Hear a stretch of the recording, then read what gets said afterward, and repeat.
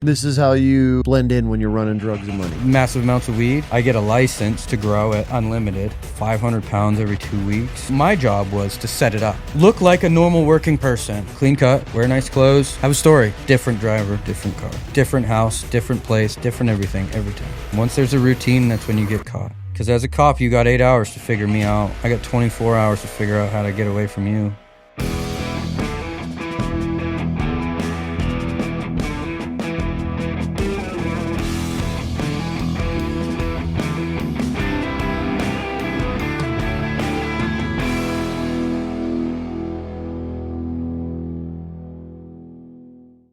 You ready, bro? Yep. We got an interesting conversation today. Your life, I feel, has just been pure wild chaos, and we're going to dive into that and the journey that you have been on from as a child till now.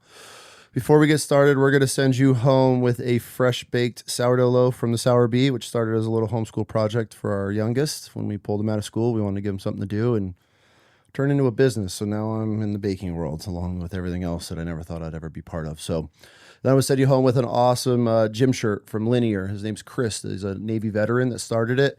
We do something a little bit different. I give veteran, law enforcement, first responder businesses a chance to send us some gear, and we give it to guests. But yeah, he made it all the way through the pipeline of Navy SEAL, becoming a SEAL, and ended up destroying his back, like the last course that he did. Kind of had to figure life out, and then he started this really high-end apparel company. I actually love all his gear. So yeah, we're going to send you home with that and a fresh baked loaf of bread, dude. Travis, we got a conversation ahead of us. So just a little bio about you. Grew up in the Northeast, up in Maine. Yep. All-American kid, just played baseball, grew up in a family, had a brother, and mom and dad married. Kind of everything was going along pretty well. And unfortunately, one day, your brother ended up passing away unexpectedly while you were a teenager. And Yep. I lost my brother later on in life, but I saw what that did and is doing to our family. And I can only imagine as a losing a teenager, the divide that it just tore into your guys' life. And from there, life kind of turned for you. You ended up getting mono, lost a ton of weight. After your brother passed, your mom put a lot of blame on her for letting the situation happen, which she was a physician at the time. She's an ER nurse. ER nurse. Yeah. And she ended up self-medicating and writing herself scripts and got deep into the pill game. Yep. Along the way, unfortunately, your parents ended up getting divorced. Yep. You ended up wanting to chase the baseball pursuit and go off to college, and quickly found yourself going down a different path and found alcohol and drugs, which led to you ended up moving a lot of weight in weed. You were actually kind of a big distribution. Don't know the name of the movie, but kind of a big deal. Kind of a big deal. Yeah. And so up in the Northeast, you were moving a lot of weight when it came to drugs, and got you tied into the gang life. You're pretty sure you saw everything that comes along with that dark side of life. Yep. Found yourself down a pretty dark path. And during this time, I mean, your mom, you found her twice unresponsive and overdosing in a way. And so that's another thing that's going to weigh on you throughout your life. And eventually you end up meeting this young Christian girl, pursued her, and you ended up eventually marrying her. And then during this journey, she tried to pull you into getting closer to faith and your God, which you fought all those years. Yep. Until one day you're in the hospital with your wife and unborn child, and you watch their heartbeats dropping. You watch everything going wrong with your first child's birth, and you got on your knees and you begged God, if he saves your child and your wife, that you'll give your life to him. And not 5 seconds later, the nurse kicked the door in and said, we need to get her into the OR now. Yep. And we'll dive into that. So 100%. let's get started. Travis, who are you? Where are you from? First of all, I don't want to interrupt, but can we pray? I would be honored. Okay. Heavenly Father, thank you for the experience of being here, it all lining up. Whatever your will is from this conversation, whoever it is meant to touch, I pray that it gets to them, it penetrates their soul, and it can heal and help and give motivation for someone to open up your word and be with you and learn about you today. In your name I pray. Amen. Amen. Thanks, dude. I appreciate that. Will that make it through TSA, you think? The bread? Like before you guys eat it, or making it through TSA? I was going to bring it home. Oh, absolutely. Yeah. So this is actually our crouton prop that we leave up here. Oh, So it's a prop. You guys get fresh loaves. You guys Okay. get fresh baked All loaves. right. So yeah, Yeah. way better than. Oh my god. Yeah. Yeah. We had one up here and it fell and it actually exploded and it took like a whole day of cleaning. Well, if anyone tries to TP your house, that could be your next thing. Where do you want to start in the story? Just your curious. life, dude. You as a kid, what was it like growing up in the Northeast, up in Maine? Well, my mom was an ER nurse, and my dad was a police officer. Oh God, okay. Local cop. My dad was a police officer, real estate agent, worked for a paralegal company, worked multiple jobs. And we were just what I would call a normal family. Couple vacations a year. Brother and sister. My sister is a couple years younger than me, and my brother we were pretty spread out. If you were to ask me exact ages, I can't really tell you. I suck with that stuff. But yeah, you told me you had a 6-year-old like 5 times, and your sons have corrected you, saying she's 7. Yeah, right. Time flies, But that's dad brain. terrible. Though. Yeah, terrible with numbers. Like my wife and I miss our anniversary every year. Same. Both of us. Same. Every year. Same. We get a text from my mother-in-law, and she's like, "Happy anniversary," and we're like, "Again." My wife and I couldn't even tell you the day that we started dating, but we Yep. only know our wedding anniversary, because we got married on New Year's. So That's it's pretty easy to remember. good advice for all the young people Yeah. out there. So pretty normal. Couple of vacations a year. Mom had a funky schedule because you're a nurse. She could be working at night during the day, and I remember some small things about her. She was like growing up. My mom was like, she was my person. She was super strong, and Okay. we just related a lot. I'm not gonna say that I don't have a relationship with my kids, but it's different. It's stronger in different ways with the different kids. And my mother, I had a really strong relationship with. We were very open, and we had a good relationship, and I trusted her, and we talked a lot. So when my brother came along, he came home from the hospital, and like it was almost day one. He was on, nebulizers, all this equipment to keep him alive because of his asthma was so bad. Okay. And as a young man, he was on a lot of steroids. Yep. So he was a bigger kid, but it was a lot to control. I don't know if you've ever met a child that is on steroids, but it's a lot. No, for sure. So our family was kind of focused around that. There's things we could and couldn't do because of that situation. He kind of had to be plugged in at night with his breathing machine, which was fine. I mean, we got through. It was just life as you know it.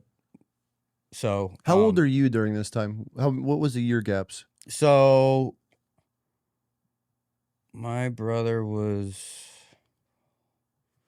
5 or 6 years younger than me. Okay. Yeah. So when we were really young, I didn't really remember it, but it was when I started to get to be in the teen years. For sure. And it seems like the asthma got progressively worse as he got older for whatever reason. It's just maybe that's how it seemed to me. Maybe I noticed it more. Yeah. But like I was telling you last night, I remember so many rides to the hospital with my mother driving and him in the back, like him turning blue, turning purple, just because of anything.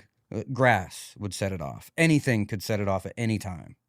So we were used to that kind of life, I mean, so you're in the back seat taking care of your brother is pretty much he's having. Mom's talking me through it, just like calm down. It's going to be okay. We just got to do this and that. Like that. I'm sure you know it from military where some people will just be freaking out. She's just like, these are the steps. This is what you do, And she deals with it every day in the ER. How are you processing that? Did this become a point where it was just almost normal? It was just part of life. I mean, trying to keep your brother alive as your mom's racing to the hospital. I would say that. I mean, it's not like it happened every week. Yeah. It was still something that was enough. Yeah, it was like crazy. Yeah. I knew that my buddy down the street wasn't dealing with this. You know. And my sister and I kind of had this sense that we kind of need to be around just in case type of thing. Like, don't get me wrong, we all spent the night at our friend's house and we did things with our friends, but we always had that thing like, we should be close. we should be close, you know, for mom and dad or whatever. But when he was doing good, like, you would never know the difference. He was a normal kid. Like when things were good, he'd be out riding his bike, raising hell with his friends. But, you know, when an episode happened, which, like I said, is random. Yeah. He'd be in the middle of a soccer game, fall down, get dust in his face, and the next thing you know, he's purple. You know, like it was pretty crazy. And my mom had experience with it because she has asthma too, and it's bad. So she knows how to deal with that kind of stuff. So we were very, very careful with it, but at the same time, he's one of those kids, you're not holding him back. Okay. Wild. Just absolutely, like, he turns around for 5 seconds in second grade, he's showing his butt to the class. Like, he's that kid, you know? It's like, I don't know if you ever met somebody that seemed like you kind of know beforehand that they might have limited time here because the way that they live, you know, not in a bad way, but it's just like all the time. Like, I lost one of my best friends, not very, like, it's probably been like 6 years now. And he was one of those kids that it was just like, no worries about tomorrow ever. And I always, that's the way my brother was. Gotta admire that. You just, it is 100%. I don't get it. I wish I did a little bit more at times. Yeah. You know, sure. is like, no, let's focus on the next 6 hours and see what we can do with that rather than, no, we'll just wait till tomorrow, you know? For sure. So, that's kind of was our childhood. A lot of sports, you know, a couple family vacations here and there, and parents were busy, super busy, building. You know, my father's father came from not a lot of money, that era when, you know, all you do is work and all you do is grind. So my dad was just like, I want to capitalize. I want to build on what my father has left for us. And always working, always busy, always trying to acquire things and houses. And there's nothing wrong with that. It's just something to be proud of, you know? And but I think his biggest regret to this day, we've talked a lot about it, is those times where, like, what's 5 more minutes with your child? Is it worth even $1 million? Like, probably not. I can't imagine it would be. And that's been the greatest piece of wisdom he's given to me. It's just like, dude, I get it. You can go sell a $14,000 job in 3 hours on the weekend, but bring him fishing. You know what I mean? Like, just, this is the best time you're ever going to have.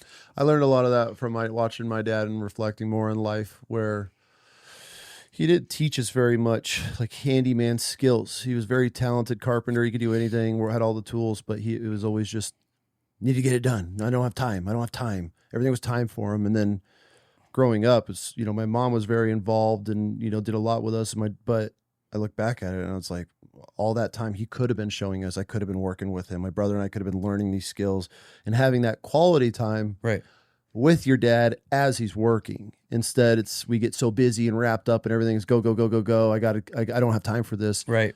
And he never slowed down. That's one thing I took the opposite of that and breaking that chain. Like, okay, yeah, you can learn this with me. Even though I have young girls and I'm a girl dad, you're going to learn this with me. And at least it's just a skill you can have. And I get to spend that time with them. Right. Like my little one, I'm out here building garden beds with. She doesn't want to build garden beds with me. No, it's the last thing they want. Oh, well, let's go. We're going to sit here and we're going to talk about horses and all the other crap that she's got going on in her life. But it's just that time. And then we're all not even squared. The things are cut wrong and looks like shit. I'm like, it's got to hold dirt. Good enough, you know. But it was that time that I got to spend with her. But and then you're gonna, in a year, you're gonna be like, I built it with her. Yeah, that's all that matters. It's crooked, but it's good. It's fine. Yeah, I mean, I know my parents are gonna listen to this, and my dad to this day has a hard time running a screwdriver. You know what I mean? But he has his skill set, right? Yeah. Like, and a part of me, you know, growing in my life is I wanted to learn how to build things with my hands and do and fix things, and I'm really not the best at it, but I can create a really big mess, you know, like I have the right tools and some of the skills, but like the patience definitely isn't there. But yeah. I want them to know, the boys and my daughter to know, oh, you want to make a door work? We can do that ourselves. Yep. If you want it to be perfect, well, we'll call a guy for that. But you know, if it just general life skills, we can do it. We can change a tire. We can add oil to the car. Yeah, absolutely. It's a missing thing, but yeah. So when did everything come to a head and kind of set the trajectory of your life? So how old were you? So I was a junior year. I remember it was like yesterday. It was junior year. It was preseason for football. Okay. I was on the football team. Terrible football team, but we had a blast. And we had double sessions, and a couple of the guys wanted to go over to one of the friends' house that had parents that were like MIA. We could do whatever we want. Well, we all went over there, and they had beer, and we were drinking beer. And I wasn't really one of those kids yet that really did that. I was pretty good. My dad was a police officer. Yeah. I really didn't want to make him look like an ass. And I was in a good friend group that loves sports. So it's like we don't have time for this crap. Yep. Like all the kids that smoked weed were losers, and that's just the way we thought. And I remember we were upstairs, and I was like halfway through, like it was like my first beer ever. And then I heard the home phone ring. It was like 12:30. And I'm like, oh crap, we're going to get caught. Like his parents are going to catch us. And so the phone rang, she picked it up, and the mom yelled up to me. It was like, you need to come down on the phone. And I remember like it was my grandfather. And he's like, you need to get to the hospital. I'm not going to tell you what's going on. And I remember like cussing him out and like, you need to tell me what is going on. Because if I need to get there, I need to know why I'm getting there. He's like, your brother's being life flighted to Portland, and I need you to come meet me in Augusta right now, and it's not good. And then he hung up, and I'm like, okay, this isn't whatever. I mean, I was like, in my mind again, I'm like, it's another episode. He's going to pull through, and we're going to be fine. Well, we drove down, and long story short, we got to Portland, and my family was there, and I remember looking at my mom, and I knew she knew that it wasn't going to be okay, but she wasn't letting anybody know. You could tell though. I could tell. There's one thing I have been my whole life, and I tell the kids this, and I don't know why, but I can tell kind of what somebody's feeling without them even telling me. Mm-hmm. I don't know what it is, And so I was looking at her, and I was already preparing myself because I already knew. The doctor came in, gave us the news that like, look, there's been severe brain damage. If he came out of it, he would be completely, mentally ill. And they said there's zero brain activity. There's nothing we can do. And it's one of those things. It's like, in like the war movies when like the bomb goes off and you hear that ringing, that's kind of what was going on in my head. Mm-hmm. And I could kind of hear everybody crying and screaming. And in my mind right there, now I know to this day, it was the enemy, but the enemy said, you need to be strong. And then I just immediately put these walls up. Like that second they were built where I could just feel nothing. Like I just cut it off. And I remember talking to my cousin after, and he goes, dude, it's crazy. He goes, you didn't cry one time. And I'm like, and I was proud of that for a long time. You know what I mean? Because the tough brother. I'm the tough brother. I drove mom and dad home from the hospital. I this, right? You thought you were stepping into the man's role at that stage? 100%. For sure. And I felt like a little bit of a badass, to be honest with you. Absolutely. And so, we got home, and of course, at first, there's all the 100 people at our house every day, and we were, all the cops got together and had like 500 police cars at the funeral, and because this is a cop's son. Yeah. Can I ask you a question real quick? Yeah. How long was the drive home with your parents? 40 minutes. How was there a word spoken?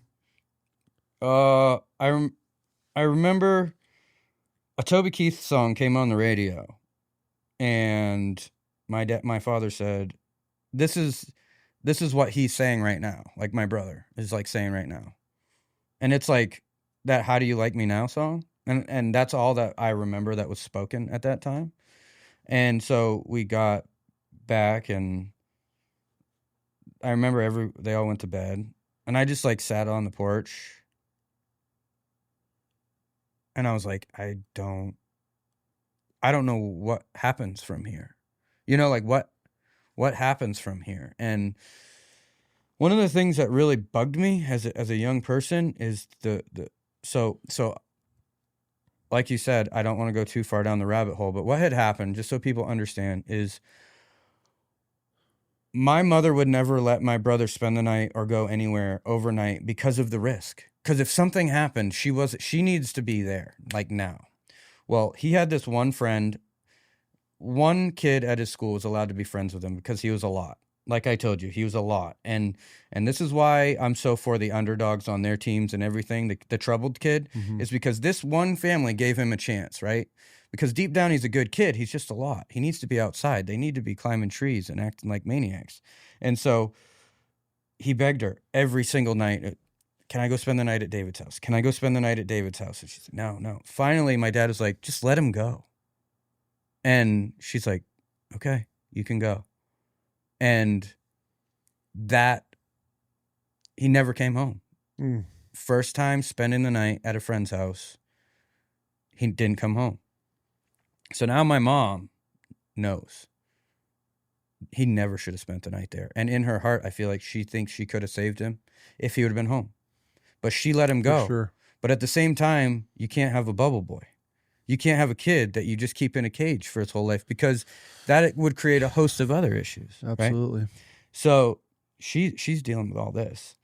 And the biggest part I had, back to the sitting on the porch, is I was like, I want to know what happened. What happened? Like, what caused it? What happened? And so this person's house that they were over, they were doctors. So that's why my mom let them go. It's like, these two, husband and wife, are doctors. These are here's the standard operating procedure if something happens. Well, I asked multiple times, the son, the daughter, the family, what happened? And we never got an answer. We never got an answer on what happened. And I would have been okay if I would have gotten an I don't know. We just came in and he was blue. All right, I get that. No, I get it. But no answer. They end up all moving. He goes to boarding school in like England. The daughter goes to Australia. The family, mother and dad, separated shortly after this. So it destroyed that family as well? Yeah. But that was before us, right? They all fragmented. Still to this day, like, I mean, I hit the kid up like probably 2 years ago on Facebook. I'm like, hey man, I'd love to talk to you. Just like talk, just to see how you're doing and like whatever. Not that I need answers or anything, right? But my mom never got that closure. I don't think my dad wanted it. I mean, he probably did, but maybe didn't. Like, he didn't want to reopen that wound, is my guess. But I wonder if that almost has the same effect of like a missing child that you don't ever have answers to, even though for me it did. For me, I wanted to know, because my the doctor said his lung was collapsed, right? Which that's not an asthma attack. No. Usually. That's usually, I mean, horse playing, whatever, messing around. And I remember vaguely my mom saying that it looked like there was something in the x-ray that was in there. So I just was like, I wanted to talk to the kid and be like, what the heck happened? I don't know. But did he ever get back to you? No. Okay. No. And I know that they all are dealing with some dark stuff. I believe to this day. I'm not 100% sure. But yeah, I put those walls up, and that it pushes all those feelings somewhere. Right? Like after the death, because I felt like I needed to be strong. I need to be strong for my friends. I need to be strong for my family. And the only time I ever let it out was when I had a buzz on drinking. Did you ever see your dad cry? Did he ever get emotional over this? Not that I remember. Not something that a little bit, probably. I'm going to ask you this question because it's something that affected me during my brother's death. Yeah. Did your family ever talk about it and sit down and hash out the trauma and everything that everybody went through with losing a son? Was there any of that? Not until recently. See, nobody talked about it. I was talking to my wife about it the other night. When my brother died, we went out to dinner that night. It was the most awkward dinner I've ever been to in my life. Yeah. That was it. And like nobody's ever sat down and just It's almost and that's how I was raised. Though. That's why my wife does everything she can to get me out of my shell because I close off. Yeah. But my whole family just suffers in silence. I mean, it divided. It's our like whole it didn't entire happen. family. Right. But that's almost goes back to my whole life. And my dad was his problems and violence and abuse and whatever else may be. But nothing was ever talked about. Nobody. So that's why I asked that question. It wasn't talked about until recently. Recently? My mom got baptized 2 years ago. Okay. Right about then. So it's been years. A Yep. couple decades since you guys ever brought the death of your brother up. And it's odd, and I tell my wife this, it's not like a prideful thing at all. I actually hate it. It's like I have to be the one that initiates all of these weird conversations and things. For sure. Because I'm sitting back like, you guys are acting like everything's normal. This isn't normal. Yeah. Like we're all suffering and we're pretending like we have these faces on. And like as a family, the thing became after years is like we drink together. That's what we did. We would drink, and it became his memorial became a party. I mean, I'm talking about a party. 400 people there drinking, remembering. And then I just remember sitting there one time, and when I would drink, I would get emotional. That's the only time I let it out. Yeah. I would drink, I would fight, and then I would cry. It's just, I don't know. It sounds like my buddies tell me you belong in the military. I was going to say sounds like a very Navy thing to do. Yeah. No, so I remember sitting there after Navy. one of the events, and we've had people get drunk driving, leaving our events. We've had people crash. We've had people fight. And I'm like, look at the destruction we're causing from our pain. For sure. Let's turn this thing around and make this into something good. So then we kind of flipped the memorial on its head. And yeah, we don't have the people we used to have anymore. But it's not about that. What happened inside of your family after the funeral? It's one of those odd things where you feel kind of good after the funeral in this weird way. It's like, look at all this attention. I bet you there was thousands of people there, and in Maine, that's a big funeral. And after that, it kind of was like everybody went away. For sure. Everybody went away. Almost like the world forgets immediately. The world forgets. But they also treat me like I'm some kind of patient all the time. Treading lightly, like treating me like, oh, don't say anything that might upset him, like from my buddies' parents and dads. And it's like, I don't want special treatment. Like, and so went into it, and everybody just kind of compartmentalized everything and didn't really talk about it, and kind of went on with life. And I watched it building up in my mom, and I watched it building up in my dad, and I could tell it was eating away at my mom, and she held this guilt that, I don't know, man, it's so powerful, and I think she thought she could hold it in and be okay, and my dad didn't know how to. We talked about this last night. I don't know how you would ever. There's some things that have never been dealt with, right? How would you know? I wouldn't know how to deal with losing a child if I didn't lose my brother. And I'm not saying I would know how to deal with losing a child, but I would know I need to suck it up, probably bawl my eyes out in my room, and sit those boys down or the girls down and say, what's going on? And no one ever had these conversations with you. Well, after a couple of years, I started getting into a little bit of trouble at school, just typical boy stuff. I don't want to sit in class and blah, blah, blah. They hired this lady. At the time, it was a therapist, I guess, but she was like in charge of getting me back on track with school.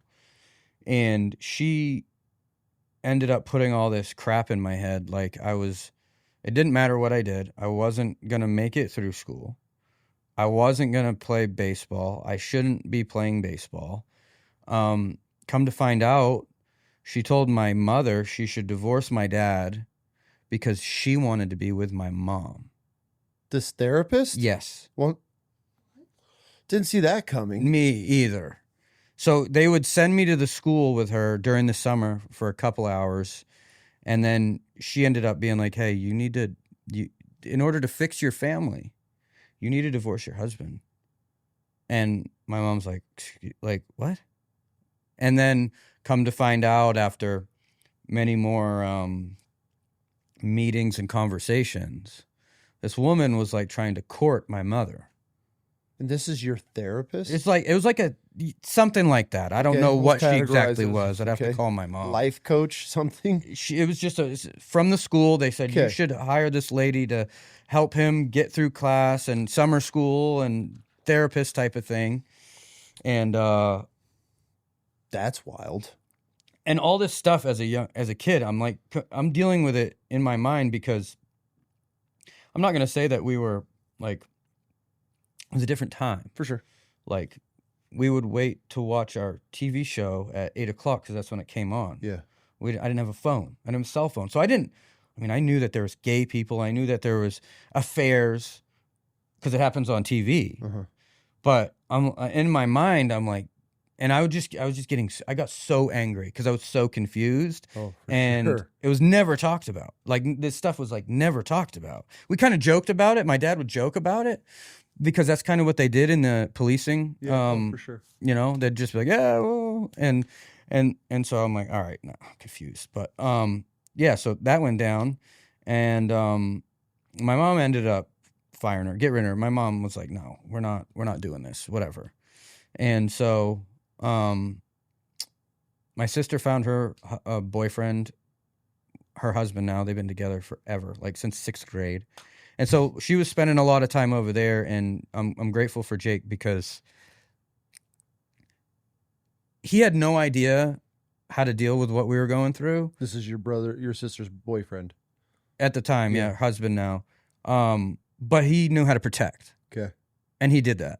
Good. Really well. Good. And she had a safe place because there was partying going on. There was craziness going on in her friend group, and she had a place. And he lived. He wasn't really a party guy. He was a farmer. That's what they did. So it was a great place. So when I was dealing with all my crap, I knew she was safe. That's one thing that really, I was like, okay, this is fine. And I know at times she was scared shitless about stuff that I was doing, for sure. For sure. Because, if there's a party going on, I had my name written all over it. So with your mom, taking all of the blame, took all the blame, that it was her fault that her son passed. Yep. When did she start to spiral? Because that's a lot for a mom to weigh, and obviously it's not her fault, but when did you start to see the shift in her life? So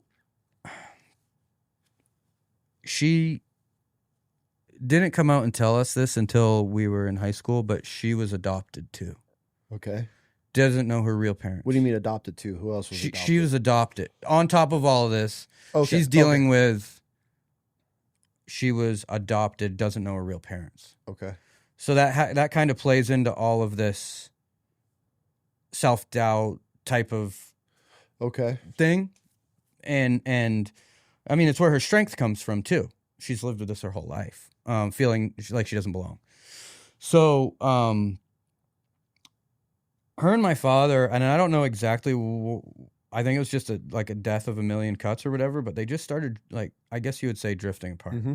And my dad was like, no, I'm never getting a divorce. This is just, even if this is living hell, we're not doing that. And so they kind of, I don't know. Like I said, at this point, I was at the end of high school, getting ready to go to college, and my house between my parents was chaos. And I was just like, kind of in and out, but my sister was safe, so why would I go back there? I don't need to go back there, right? Yeah. It's just, so they ended up splitting up, not officially getting divorced, but splitting up, and my dad started seeing other people just because he thought it might help or whatever, and like I said, drinking, and Mom, she suffers in silence. You know, she's one of those people that she won't let her pain hurt anybody else around her. So Most moms. yeah. So that's when, I don't know what it was, you know, I'm sure it was like a antidepressant or something that she found. And, she was taking that, and she would come see me, and I felt so bad. I remember telling her one day, I was like, I don't know who you are, but you're not my mom. Like, you're not the person that raised me.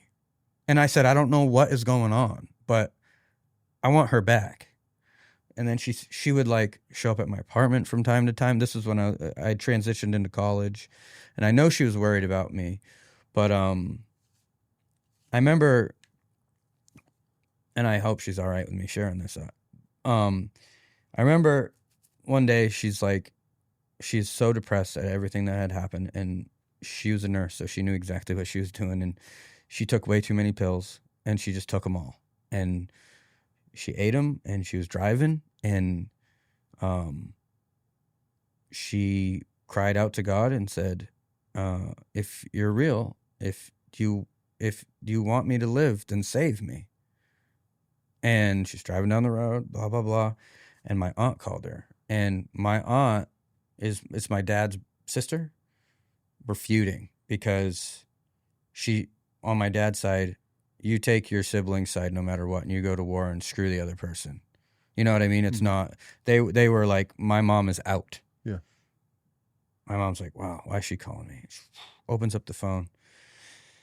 Aunt Lisa, she goes, I just want to tell you, if you need anything, I'm here and I love you. So my mom freaking, I'm guessing puked up the pills, you know what I mean? Was like, okay, you know? And I'm not going to say it immediately got better after that, but I find it interesting. It was like the same prayer that I prayed for my son to live. It was like, God, if you're real, then do this thing, you know? But yeah, I watched her spiral down. I watched my dad start drinking a lot and hanging out with people he shouldn't have been really hanging out with either. And no one was processing anything. Yeah.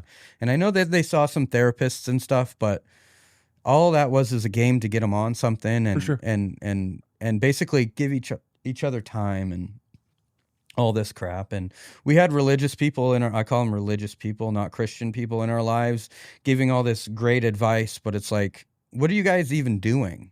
This sounds great, but what does that even, pray about staying together? What do you mean? Like, make it make sense to somebody that has no clue what you're talking about. And so, yeah, I mean, Mom struggled. I know there was a time when she didn't want to be here. And for me, I was like, well, if not for anything else, why not us?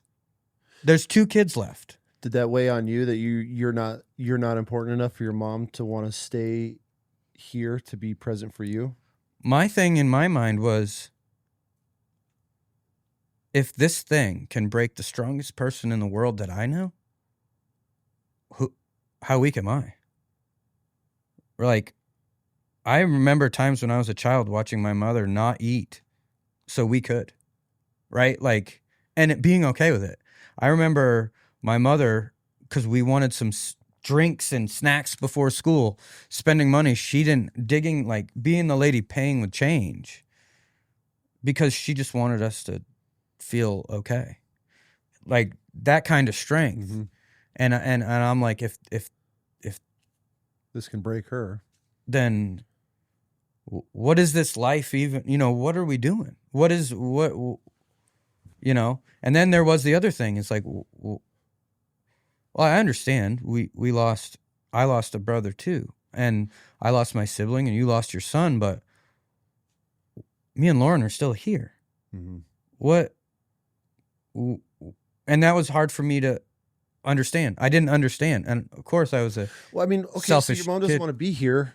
Are you finding her overdosed? Is there more than one attempt? I mean, what? It was like, I think what happened is she had what she had. And like, so during this whole thing, she moved in with my grandparents, like her adoptive parents. Yeah. And I would call to check on her, like, I don't know, a couple times a week because I was in college, and they wouldn't let me talk to her. And they were like, no, she doesn't need to talk to anybody right now. Cause like it got to the point where she didn't have a phone. They had a house phone, right? And I was like, I just want to make sure my mom is okay. That's all. The only reason I'm calling. I'm making sure, yeah, your mother's fine. Can I speak to her? Can I please talk to her? No, you don't need to talk to her right now. And I'm the type of dude where you do that to me, I'm never talking to you again. And I know to this day that hurts my mom because I'll talk to them, but it isn't going to be like, hey, grandpa, come over here. Right? It's like, I'm your grandchild. Yeah. Like, tell me what I need to hear. I don't know how to say it any other way than that, sure. but You don't know how to be a process grandparent. it. Yeah. You know what I mean? Like, I'm literally out there in Portland, in the city, by myself. Like, I could have called my dad and asked him for help or support or something, but he has his own host of shit going on. My mom is self-medicating, and I can't even talk to her and see if she's okay. But I know my sister's safe. So I'm like, so you're on your own. I'm on my own. So from the death of your brother, yeah, you were pretty much filtered out of everybody's lives in a natural type of way of disaster. But I did it because I was the tough one. Yeah. I didn't, they really thought, I don't think they really thought that I needed it. Meanwhile, you're putting on the image that you're good. I'm happy. And I'm obviously that generation of parents, they have no idea how to communicate or even think about anybody else besides themselves most of the time. So, and they didn't know that every time they saw me, I was 6 beers deep, and I was happy because all that shit was. Because you're self-medicating. For sure. So your mom's self-medicating, you're self-medicating, your dad's turned to alcohol. Yeah. Your sister's probably the only one that's doing okay because she has a boyfriend in her life that was there for her as a foundation. She's probably doing okay, but like looking back at it, she sees all of us. For sure. Spiraling. And she's like, holy crap. Right? I don't know. It'd be interesting. Like I haven't talked about that, which would be probably a really good thing to talk with her about at some point. Yeah. But yeah, all this is going on. And in the back of my mind, I'm like, hey, I feel like there's a storm brewing. You know what I mean? Like, this could only go along for so long before something gives. Right. Or someone. And I ended up, I drank and I could talk, so I ended up talking my way into rooms I shouldn't have been and I ended up meeting this guy that has a bunch of apartments and owns half of Portland at the time. And he's like, hey, kid, I like you, like old school kind of mafia type of guy. Yeah. And he's like, I like you, kid. You should come hang out. And he kept inviting me over for all these poker games. He'd hanging out, not buying me a lot of stuff, but he'd help me out. Oh, I was like, hey, rent, blah, blah, blah. Oh, I own that building. Don't worry about it. We'll take care of you. You have food? Buy me food if we needed food. So this dude now is stepping into your life almost as a male role model, a male figure, because you don't have a dad, you lost your brother, your whole family's falling apart. Yeah. So this dude's showing you a little bit of structure and stability. And I'm like, okay. I mean, this is cool. And he's like, do you need a job? I was like, yeah, I do need a job. I mean, because at this point, I was living in Portland. I got done playing baseball. I only played half a year. Got mono, got sick, stopped playing baseball, started partying a lot. So I was in the party mode, and he's like, I was like, yeah, I could use a job. He goes, well, I need somebody to just go collect rent and then, bring it back to me. I'm like, oh, at first it was no big deal. Like I'd go knock on these doors and I'd be like, hey, they don't have it. Or hey, they have some part of it. And I'd kind of keep a list and I'd give it to them. And whose doors are you knocking on? What type tenants. of people? Low income, mostly at first. It was just like low income, poor, Munjoy Hill in Portland. It was kind of like a slummy white trash area. Okay. So you're not collecting on like restaurants and local businesses type of stuff. No, okay. These are like, this is like kind of close to Section 8 stuff. Okay. And, then all of the Somalis, he started moving them in. And I was like, okay. And then at the same time, I'd go do my thing. I'd collect his money and we'd hang out and play cards at night.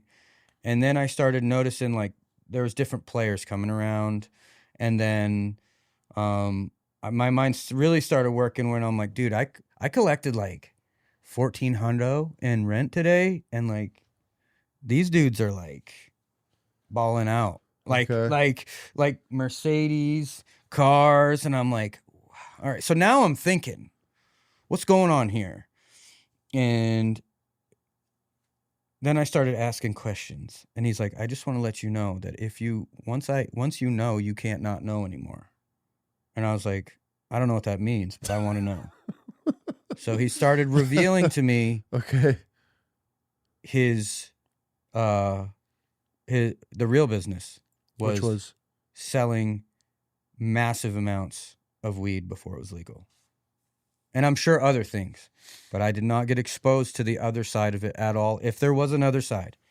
And so he told me his master plan was to move these Somalis in because he's got $5,000 per month per room. So some of these apartments had 2 rooms, 10 grand a month in 2009, 10, which is great money. Mm-hmm. Today, it's probably great. And so he converted all these places, brought all these Somalis in, but when they brought them in, they didn't understand these guys are mortal enemies. You know, there's 2 different tribes. They haven't assimilated. In the Somali community? No, this is when they first landed. Yeah, who are they beefing with? Each other. Oh, okay. So he's putting rival tribes of Somalis in the same apartments together? So there's like one in this 8 unit, and then you go one driveway of separation, and then the others are over there. And they're beefing. Oh. How is that? What does Somali wars look like? Dude, blood everywhere all the time. Really? Yeah. So what are they doing? Like knives and breaking car windows, and stabbing each other with the glass. Anything and everything all the time. All of the time.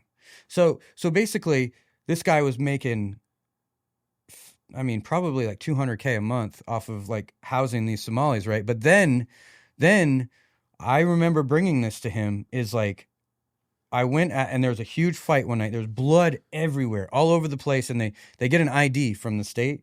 Okay. And there was 4 IDs on the ground, and the names are like 36 letters long. Yeah, the alphabets. All the same birthday, January 1st. And I'm like, this is kind of weird. They're all born on January 1 because they don't know their birthday.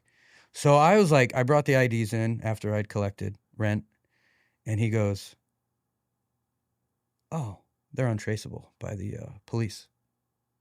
And I'm like, yeah, I guess, because the cops are just like, it was a Somali.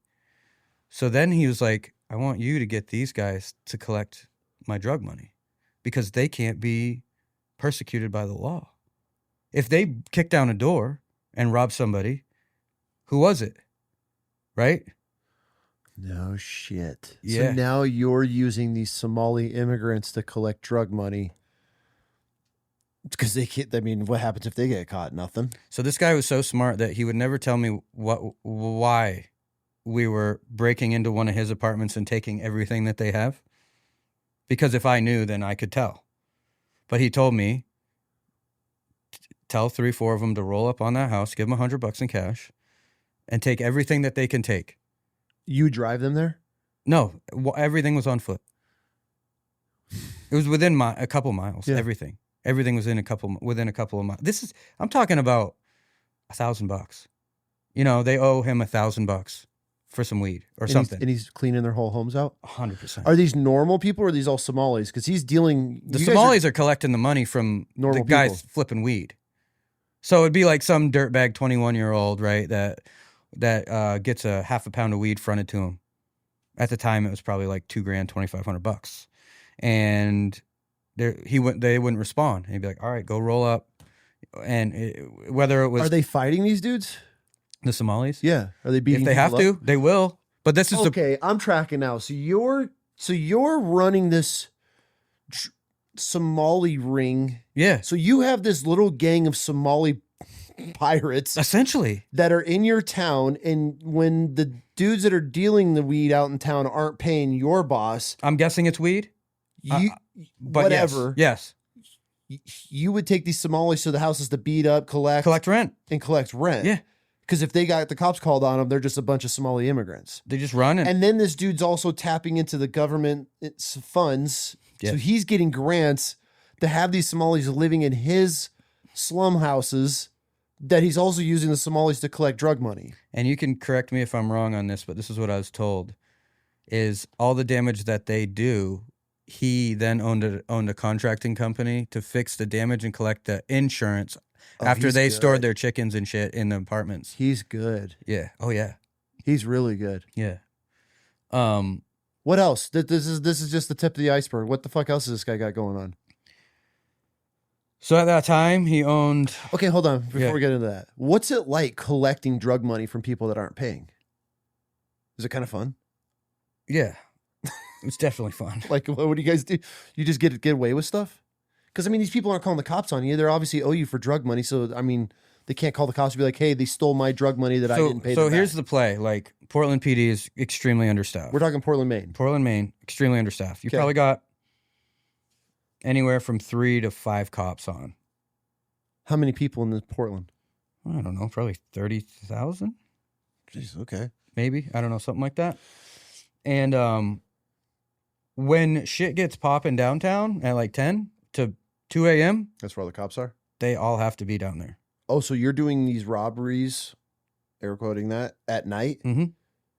While people are home, not home? Oh, definitely. Definitely home.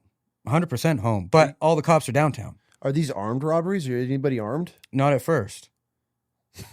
But There? you've dealt with people from other countries. For sure. Shit gets out of control. You can't do anything. So then these guys started like, instead of just rolling in and like stealing stuff, and they started causing harm. How? Stabbing, beating, Machetes? just whatever they could. Like, dude, when they started stealing guns is when I stopped. I was like, I'm not doing this anymore. Who were they stealing guns from? The people they're robbing? Yes. Yes. So now you're almost helping these Somalis build their own gang. Dude, yes. Yes. Unfortunately, yes. But you didn't see it going that way for a while. Dude, I just had a dude that was like, I thought we were friends. And he was just like, hey, I need you to help me out with this. Help these, and I'm like, I'll help. I'll do. Like I told you, I'm always that guy. Like, what do you need? This is what he needed. So I was solving a problem. And like, you get in this weird mindset when you're into something where you're like, yeah, these guys owe money. Screw them. Like, you should have paid. Like a loyalty thing. You should have paid. It's principle. You should have paid, right? And so, are you going into these people's houses when you're collecting? Nope. Are you just sitting outside? Are you down the street? Drop them off and leave. The less you know, the better. Is what he always said. Just get him to the door. Just tell him the door and then go away. Yep. And then... Oh, shit. And then at the end of it, I ended up becoming a really good friend with one of them. And he used to come to my apartment and we would talk. The Somali? Yeah. Okay. And he told me, he goes, this is getting out of control. You're going to get killed. And I was like, what do you mean? He goes, these guys, these people, they're savages. They have no loyalty. They said that they know you call all the shots and they think you have the money. Because obviously they never get to meet the guy at the top. There's just no way that ever happens. Absolutely. That's just not good. And then I remember my apartment was right in town, like where I told you all the cops hang out in the bar area. And I remember one night there was and this is when it turned, when everything got out of control, is there was like 30 Somalis outside of this bar, and the bartender, the bouncer was like, I'm not letting you in. I know what's going to happen. Like, this place is going to be destroyed. Because for whatever reason, dude, when they drank, it was like, I don't know, something like you'd never seen. Cars would get flipped and shit in town. Like, I don't know. You hear about it with different cultures drinking it. That is one where... I usually get canceled over making comments like this because I've traveled the world. Right. And there are most people that take offense to this are just ignorant Americans that have never traveled. The Somali culture is a very interesting culture. Well, they shot the bouncer right on site for not letting him in. And I was right there, like right at the bottom of my door, because I like saw something going on, and I know what's going on in the city. Like I got my hand on the pulse pretty good. And you know all these dudes that are in this crowd. And I don't know all of them, but I maybe? know the leaders of each group. There's always a leader, and then you know. So now that these two rival gangs are kind of established in your town, I mean, and this is when it starts to get kind of ugly. Now, Where it got ugly is when they decided that they were going to work together, because now they have power. Not that they have power, is they got a thing going on. They started collecting on their own. Oh, They started kicking doors in on their own. They started stealing on their own. You know what I mean? And then I'm looking around like, how do you solve this? Do you go the PD can't handle this? You call in the National Guard and admit to them what has been going on? You know? Okay, so at what point did you realize this has gone too far? Well, I told him. I told the boss man, and I said, look, people are now getting killed, and people are getting really hurt. I said, this is the time to just back out.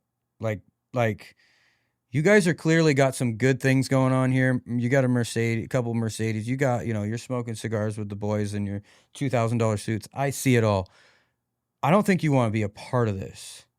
And he really took what I had to, my opinion, because I was telling him what was going on, and he agreed. And he kicked them all out of all those tried to, but kicked them all out of those apartment buildings.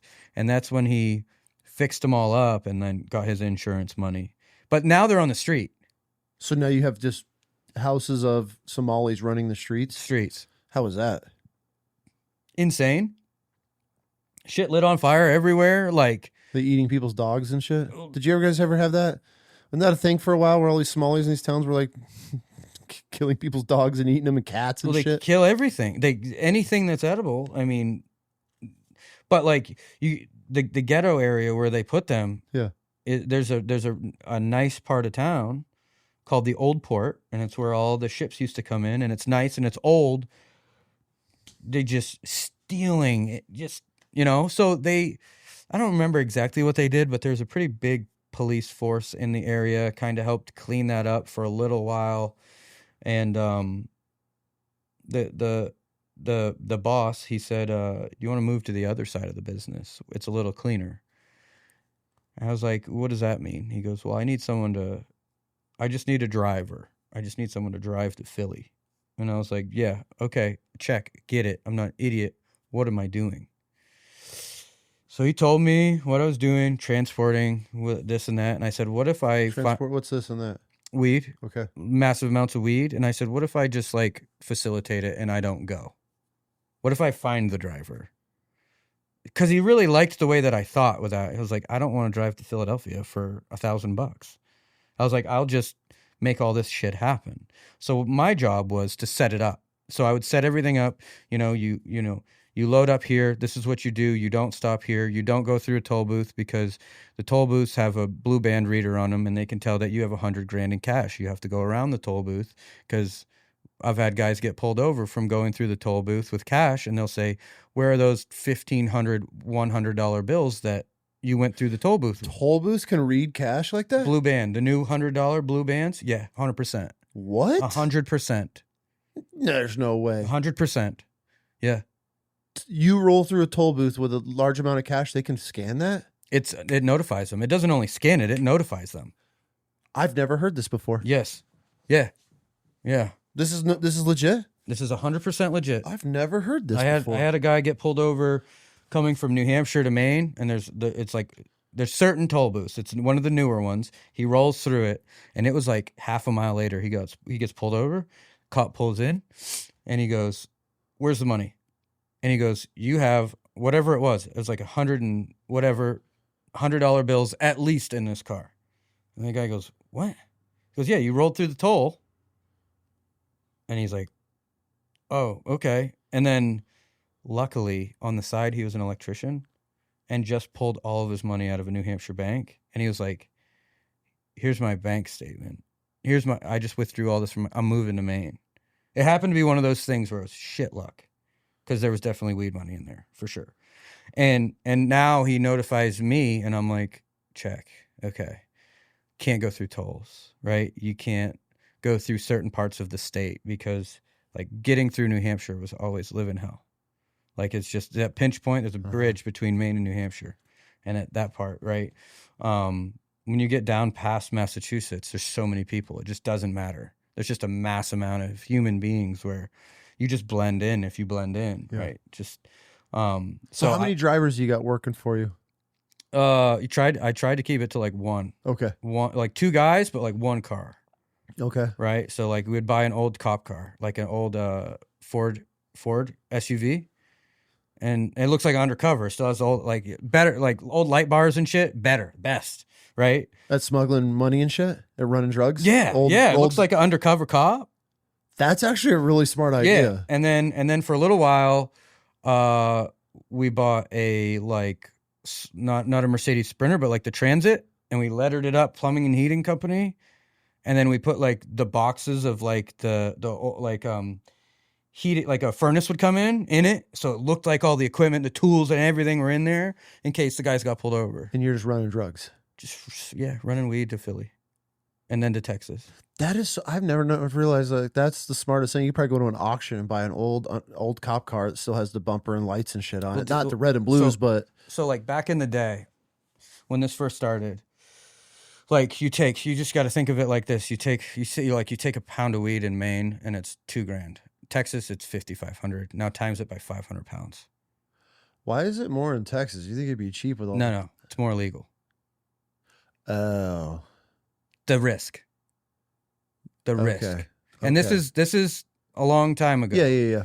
So like it was legal in Maine, right? And then the further south you get, depending on where you want to go, by the Bible Belt, you're making a lot more money there. Right. But like you don't want to go Atlanta, or you don't want to go anywhere around there because you're stepping on someone's toes.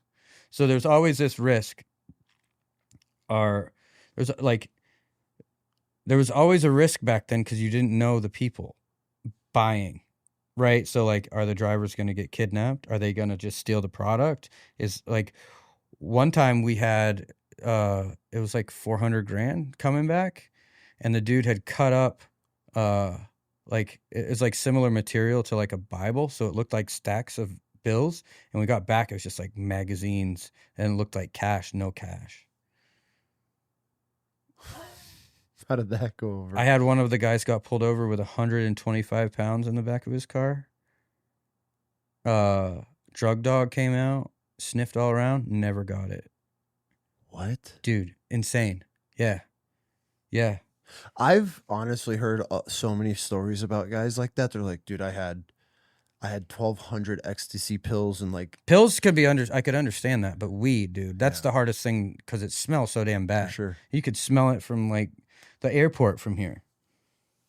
But I got really, really, really enamored in that life. Like it's okay. So what are some of the tricks that you're doing while you're running? Where you have these guys running drugs all over the U.S. for you? What do you mean tricks? To not get caught, or is it just a hope and prayer every single time you send these guys on the road? No, it's like making sure, weirdly enough, they're sober, clean cut, wear nice clothes, have a story. Why are you going to Philly? What are you doing? Are you going to visit your parents, or have an address?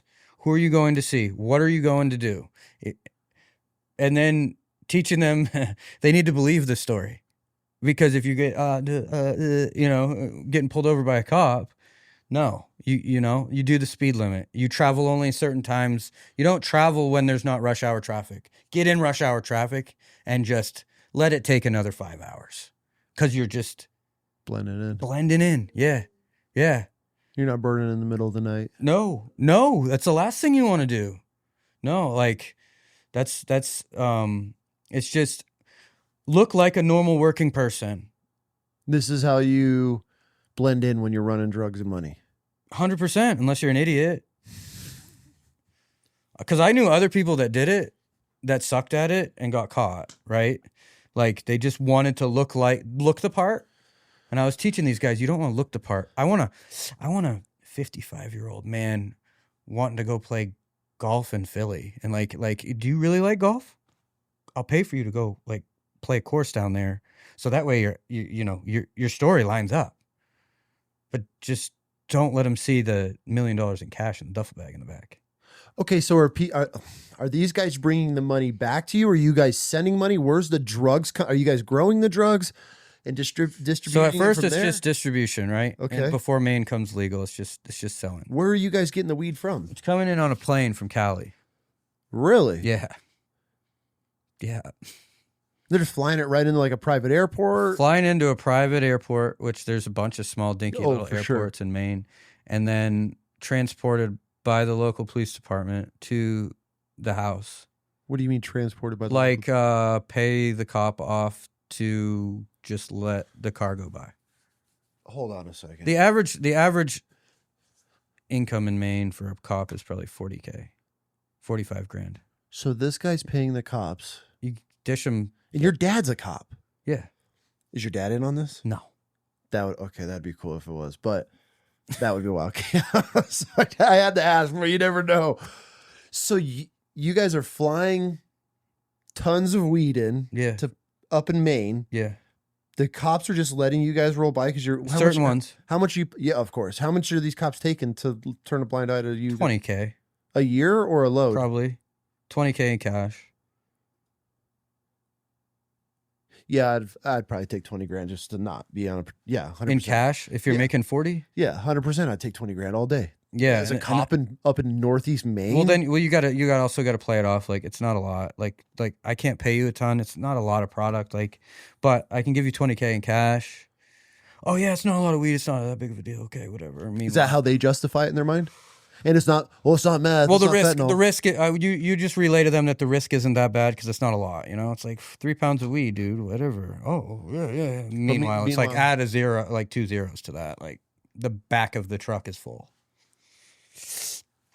Holy crap! Yeah, and then the legal industry came to Maine, right? Where you pay $1,200 and you can grow unlimited amounts of weed, and now it's still illegal in Texas and all of the Bible Belt states, right? So I pay $1,200, I get a license to grow it unlimited. Pretty much is the way that the law read. It was so gray. And then now instead of paying dude in Cali $3,000 a pound, I'm growing it for $500. Still charging the dude down south the same. So now you just increase profits by $5 million a year or whatever, probably. How much money do you think you were making at your height? This is the worst part about the entire thing is like at the end of it, I didn't really make shit because I was doing something for somebody I thought liked me. You know what I mean? Like I was a part of the team, which meant more to me than cash. I've seen $2 million in cash in a duffel bag, and it was cool, but I didn't care. I just solved the problem. But you're not making it. No, I'm not making it. No, I'm just like, I got to do some cool stuff. Like, what do you do with that amount of cash? Like, how do you make it into something real? That's another one of the problems that I was to solve, right? How to filter this money? Right. Oh, so so now that you guys are making all this cash, you have to figure out how to wash the cash? So what he would do, like early 20s, right? He goes, get 4 of your buddies together, go down to the casino, dump 30 grand into the casino, go lose a couple $1,000, take your chips, cash it out, give me the checks. So you guys so you're working for his mob guy that's literally giving you tens of thousands of dollars. You get to go to casino, gamble for the night, and then just cash in whatever's left of the cash and the chips. You could lose like $2 grand. $2,000. But still, he pays $2 grand for the to go room. play for the night. It's fun. Pays for the room. The account, his account is on the whole, like the night, the bar tab. Go have fun. Bring me the checks back. How often do you get to do that? Sometimes twice a month. Just enough. How else are you guys filtering money? How are you real estate? Oh, you're buying houses. This is why he's got all these little slums, these little Section 8 rent housing. Money. Damn, dude, this dude is an entrepreneur, big time. So he's got He's running drugs. He's running money. He's filtering his money by buying real estate. At the time, legit business wise, I bet you he was worth $100 million, and he just liked the rush. Is literally in his blood. Like his family is related to the Bulgers. I don't know who the Bulgers are. Look it up. Watch the documentaries on them. It's like old school Boston Mafia guys, like the OGs, like Al Capone types down there. Yeah. And it's in his blood. And he just used to always tell me that. Like, I don't care. He was like, I don't care if I sell a pound of weed and make $100. He goes, it's just a feeling. You can't get it anywhere else. Oh, he was addicted to that. Oh, he was. He was. What's the craziest shit you did with him or for him? In what way? Like amount? I guess Because the amounts were a lot. Okay, so what's the largest amount of weed that you guys were moving or money you guys were making for this guy? When it got to the peak, it was probably like 500 pounds every 2 weeks. You're moving 500 pounds of weed every 2 weeks? Right around there, probably. What's that worth on the streets?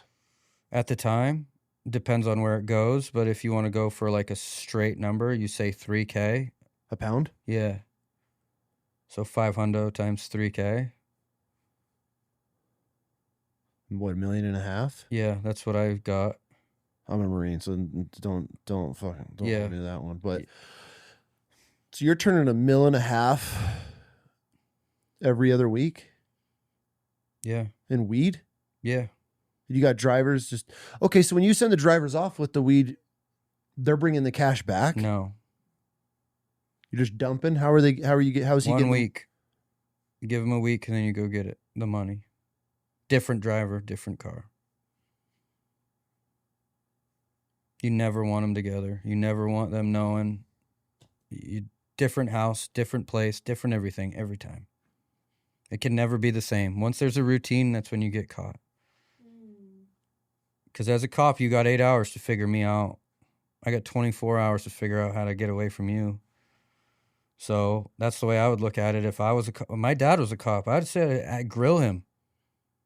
He'd be like, yeah, I'll go up to Hanford and find a guy selling weed. I'm like, all right, tell me what you look for. Okay. This is what I look for. You're using your dad, that's the cop. Not only my dad, is all his buddies that are in the DEA. Unknowingly, you're grilling them and interrogating them on how to smuggle and transport weed and money, and they're just giving you all the answers. But meanwhile, you're legitimately transporting and smuggling drugs and money. And you have these guys giving you the playbook. I'd go to fishing camp with 12 cops with my dad, and just drinks start going, and like I'd ask them questions, and trust me, I understood I was doing more than what that local PD guy was even remotely, like he doesn't even like no clue, right? They're probably losing their shit over a couple. But I want to joints. see how the cop community sees people that sell drugs. What do they, they're looking for what you would call a scumbag with a broken taillight and a shitty car that's unregistered. And I'm like, okay, that's got to follow its way up the chain a little bit. So I'm just like, and I started talking to my dad's friends that are in the DEA and all that. And I'm like, what are they looking for? What are they looking for? They're looking for the obvious dude that is on like selling coke, selling heroin. They're not looking for two 25-year-old dudes with golf shirts on. Like that doesn't even tick. Driving grandma's Impala. They're not even looking at that. They're not even, I'm sure there are dudes in special units that are. But how do you get past the 80%, right? Cops, yeah. Because once the other dudes are onto you, you're done. They already got you. Screwed. Yeah. I mean, and that's the thing that you have to accept living that lifestyle is, if I got pulled over by an undercover and I had nothing in my car, like I knew that I would be going to jail because I knew that they would already know because I can't deny it. They're not just rolling you over by coincidence. Not at all. And what a lot of people don't understand is these guys that were doing it at that level, because it was a huge boom, obviously. I just told you the dollars and cents that could have been made, is like everybody was on the payroll somehow. Governors, senators, like everybody, when it became, this is the biggest thing, when it became legal, all these people could now take dirty money. And everybody was taking dirty money. And they're like, oh, yeah, we're just having a boom here in Maine. You know what I mean? Like, my buddy that was selling cars, it's like, dude, I sold freaking like 70 cars in 2 weeks ever since weed's become legal. And I'm like, yeah, you got guys coming in dumping freaking 100 G's in cash because now they can actually use their money. This has always been here, right? But it's like, I got to go pay for my groceries in cash and call it good, not go buy a brand new. You can only spend so much doing that on groceries. Right. So everybody in Maine just has mattress money for 10 years. You better believe it. Until weed's legalized. And then now it's like, oh, this is because we're part of this farm. I'm invested in this. I invested in this grow operation. Is that how they started? But meanwhile, they have to know that all the weed that is now getting grown legally is getting shipped straight out of state. It's not now, today. But it was. I'm talking then during the boom when this is all happening. Yeah, Maine was like the first one on the East Coast that legalized. And so we were supplying New York. You're just building these grow operations? So what happened? Hold on, I got one more question before we go on to that. What was the craziest shit that you did working for this mobster? Crazy in what way? Fucking first thing that comes to your mind. What's the wildest shit you did for this guy? It's like, that's the greatest part about the whole thing. Like, I didn't do much. I just had everybody else doing it. But yeah, I had these. Okay, what was the craziest? I had these 6 Somalians steal a Volkswagen. What are they called? The hippie bus. The little bus. The Scooby Doo. Yeah. Yeah, and they were all or whatever? They were all doing what they do and making freaking bombs or whatever. They had like a bunch of explosive shit in there. And they drove it right through the garage of this apartment, right? And it like exploded and took out half the basement of this apartment building that they were supposed to be going to collect. And they didn't know how to drive. They don't know how to drive. Like, they can drive back home, but like not on a road. So like, I remember I was like a couple blocks down and I saw him like jump into this van, and I'm like, I looked over at the ringleader. His name was KZ. That's what he went by. And I'm like, what? He goes, brother, I think they stole the fucking bus. And I'm like, he's like, they don't know how to drive. These kids are like 14, 15. And then you just see bam, bam, bam, bam. And then you just hear like, it wasn't an explosion. It was like a muffled poof. And I was like, we gotta walk by. Smoke rolling out the windows. They're all covered in soot and shit. And I'm like, they're so lucky that they don't have an ID. All they have to do is run. Like, whoever has this van is the one that's going to have the questions asked. Full of pressure cooker shit, all that stuff. Like, they were bringing that stuff back here. Like, that kind of mindset to the city for a while. Like, it was kill or be killed between the tribes. But that was one of the ones that was pretty crazy. But I would say that it got scary before it got crazy. Like, when I started seeing them with guns, like AKs and stuff like that, like I was like, this feels a little third worldish. Oh yeah. I had one of them come in my apartment with an AK one time, just to show it off. And I was like, look, I've raised around guns. I don't give a shit. I know you don't know how to shoot this thing. I know don't even know how to rack a round into this thing. But I said, if you get caught with this, you're going to jail for the rest of your life. Like, yeah, I've watched Black Hawk Down. I know how you motherfuckers shoot. Yeah, well, just like I know, I've hung out with you guys enough. Like, you don't even know how to use a fork and knife. You yeah, you know how to wipe your ass. I know it looks cool, you know what I mean? And when you rack it, it makes a cool sound. But you don't want to be caught with this in town. Yeah, this isn't Somalia. Like, you're in Maine. Oh, man, dude. I don't know how they got half the shit they got, but they're a resourceful bunch.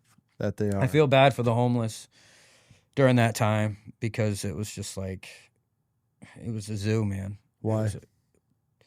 Because they were out roaming the streets. Like imagine like a 12 to 14-year-old boys out roaming the streets, doing whatever they want and can't get caught. Like, they were beating the shit out of homeless people, stealing them, robbing them. Just the Somalis were now. There wasn't a damn goose left in the park. It used to be full of geese in the pond. They're eating them all? Or killing for fun. I don't know. But yeah. But to coming off the back end of that, I didn't really decide to slow down with the weed thing. It was kind of like running itself, and I kind of just told them I'm gonna move back home, and I'm just gonna kind of chill for a minute. And I was worried because I was like, in all the movies, you're gonna get killed or some shit's gonna happen. Because I was sick of looking at behind my shoulder every day. You know what I mean? I mean, was there ever a point that you thought you were going to get caught? Oh yeah. How was it like living like that? I mean, you're constantly looking over your shoulder. Any knock at the door, I was constantly paranoid. Couldn't sleep. I started smoking weed because it kind of helped with it. But like, I'd get stoned and hide my money. Like, and then I'd forget where it was. It'd be all like in the shit, you know?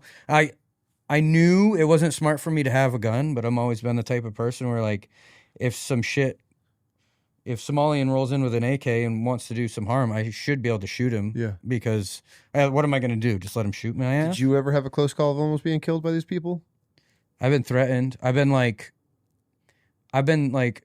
sat in a room with a couple of them threatening me, saying that they were going to, like, with weapons and stuff. Over like, what?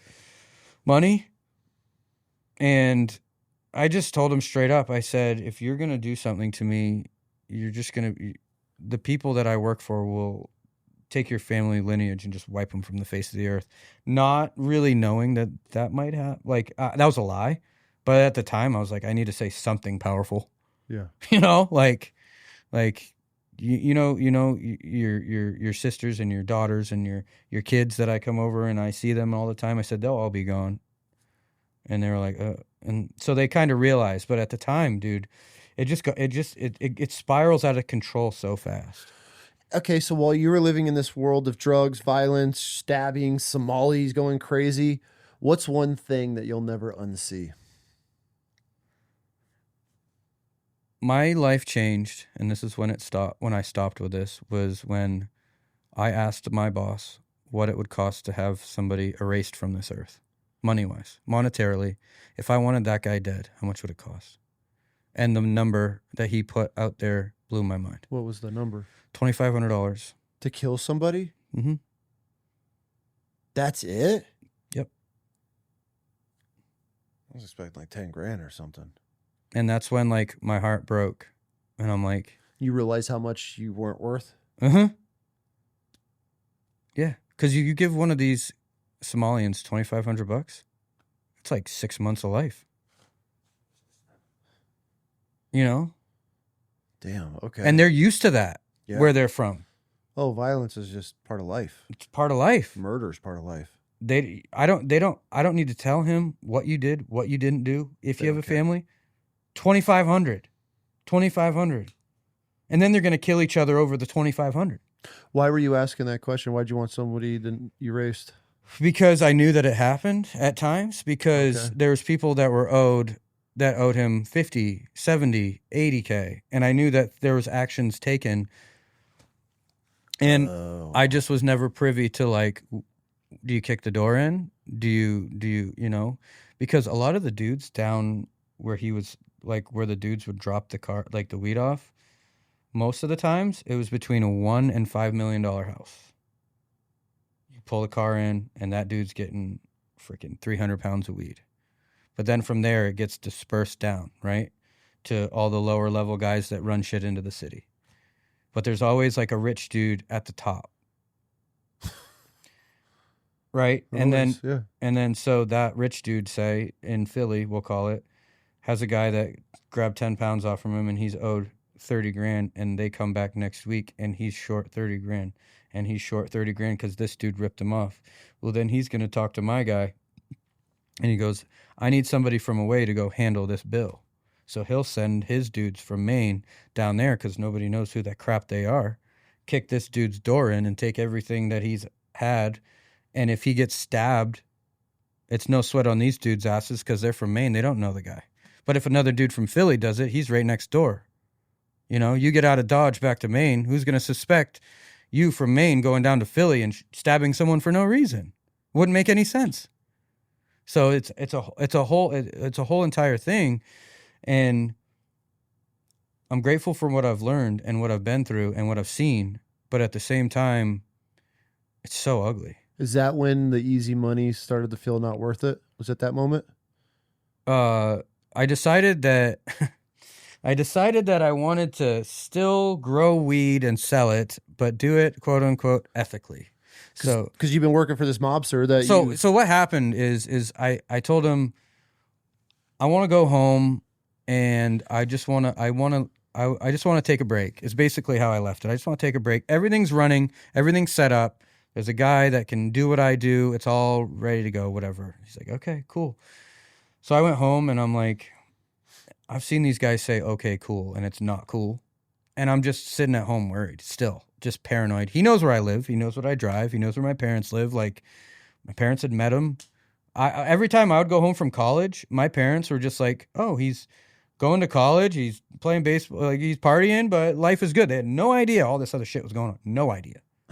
Nothing. Right? I was still driving a shitty old Honda Accord my grandfather gave me. Are you making good money? Or was this more for like... For the time? At the time being, I was making good money, but dude... What's good money at the time? Probably like between $3,000 and $5,000 a week. Cash. At 22, 21. Okay, I mean, yeah, I could... Yeah, but in the scheme of things, looking back at it now, in what you were running and operating... I didn't care. It was cool. I had all the power. You were involved in something. I had the power. You had purpose. I had all the power. One phone call. Your shit's getting run in on. That's what felt good. Is like, I'm important and I got power. Yep. If I want this dude to make a phone call for me and do something, it is what it is. If I wanted a Mercedes, he would have given me one. But it didn't feel right. Okay. Never did it. So I kept stashing money in the wall of the house just because I didn't use it. I didn't need it. And I went home. I decided I gotta figure out what I'm actually doing. I knew that this was not a thing that was gonna last a long time. So then I decided to go. I stayed at home for a little while and I'm like, I need to get further away. So I went to Bangor, which is like an hour and a half north of where I live, which is 2.5 hours from Portland. And I went to school for plumbing and heating and slowed my life down. Still drinking, but like none of the crazy shit. And I was like, I'm going to go back to Augusta and just get a job plumbing and heating. And that's what I'm going to do. And this guy would call me to check in every 3 weeks. Your boss? Yeah. Okay. See what I was doing, see how I was going. And I was like, look, I think I don't want to do this anymore. I just want to be done. This is what I want to do. He was super supportive, like talking to me like a dad. You know? Was it real? Was he really? I think so. Okay. I think so. And so then I started doing plumbing and heating. And I got a job. I lied on my job application. I said, I had all this experience, never done anything. And I was like, I just need to get in front of the owner and I know I'll sell myself. So I go in and I sold myself to this guy. He's like, you'd be a great addition. He started me like $2 an hour higher than these guys that have had 10 years experience. And I went in and I told my service manager the first day, I was like, I don't know a friggin' thing, man. He goes, I hope you're a hard worker. I'm that. I said, I'm that. So I worked my ass off for a couple of years there. And then I got to the point where I was on my own in my own truck. And on the weekend, I got called in for an AC call. AC wasn't working. Old man, he's probably 75 years old. And he goes, I was like, all right, well, everything looks good outside. I need to go inside, check out the indoor stuff. He goes, do you have a problem with medical marijuana? I was like, no, I got no problems. He's like, yeah, I got glaucoma. Everyone in Maine has glaucoma at this time. Yep. And I saw these massive weed plants in there. And I'm like, whoa. I was like, this is crazy. He's like, yeah, my son has a bunch of these units down in southern Maine, and he's trying to get someone to work on them, but no one will go down there. I said, well, my company doesn't go an hour and a half away, but on the weekend, I'll go make some extra money. I'll help him out. So I got this dude's number, and I went down, fixed a bunch of his stuff. And now I'm going from making the old school money where I was making good money in college, running weed and stuff, to just $22 an hour. And I go down on the weekend and he hands me $1,500 for like 6 hours worth of work. And I'm like, yeah, this is sick. But massive grow house. There was 3 in the state at the time. That was one of them. Okay. And he goes, you're pretty good at this stuff. And I was like, yeah. And they were doing some stuff with the plants, like, and I'm like, why wouldn't you just put in trays and like automatic watering and all this stuff? And he's like, you can do that? I was like, yeah, I could do that. So I started doing this shit. And he's like, how much would it cost you to come work for me? I was like, I don't know, man. I just started whatever. And he's like, I'll give you $30 an hour and you work as much as you want, $30 an hour cash.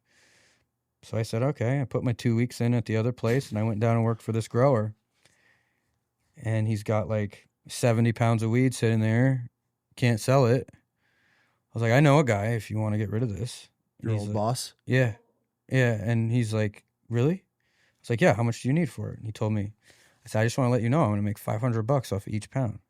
He's like, no problem. Sold it. I made 15 grand.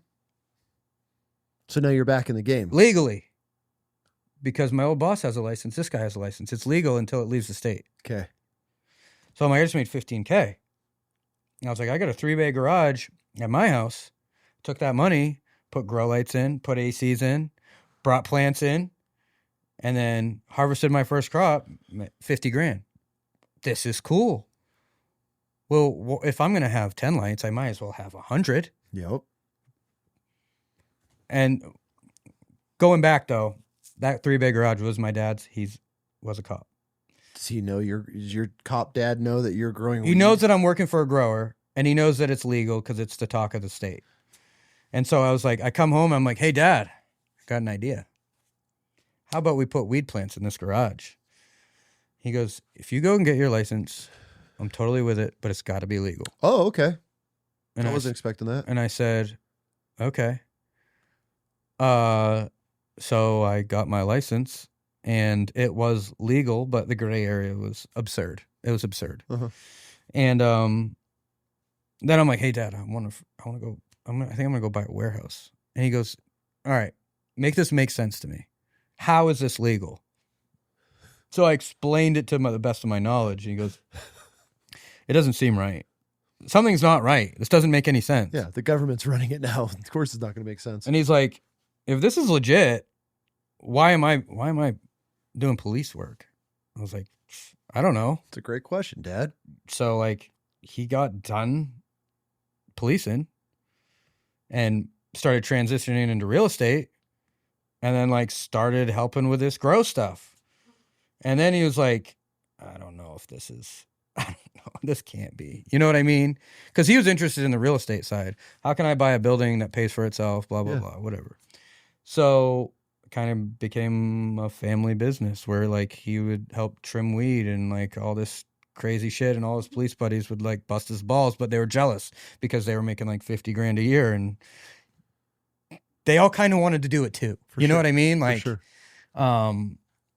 So that turned into, you know, a 300 light grow and like a cannabis store, which I owned.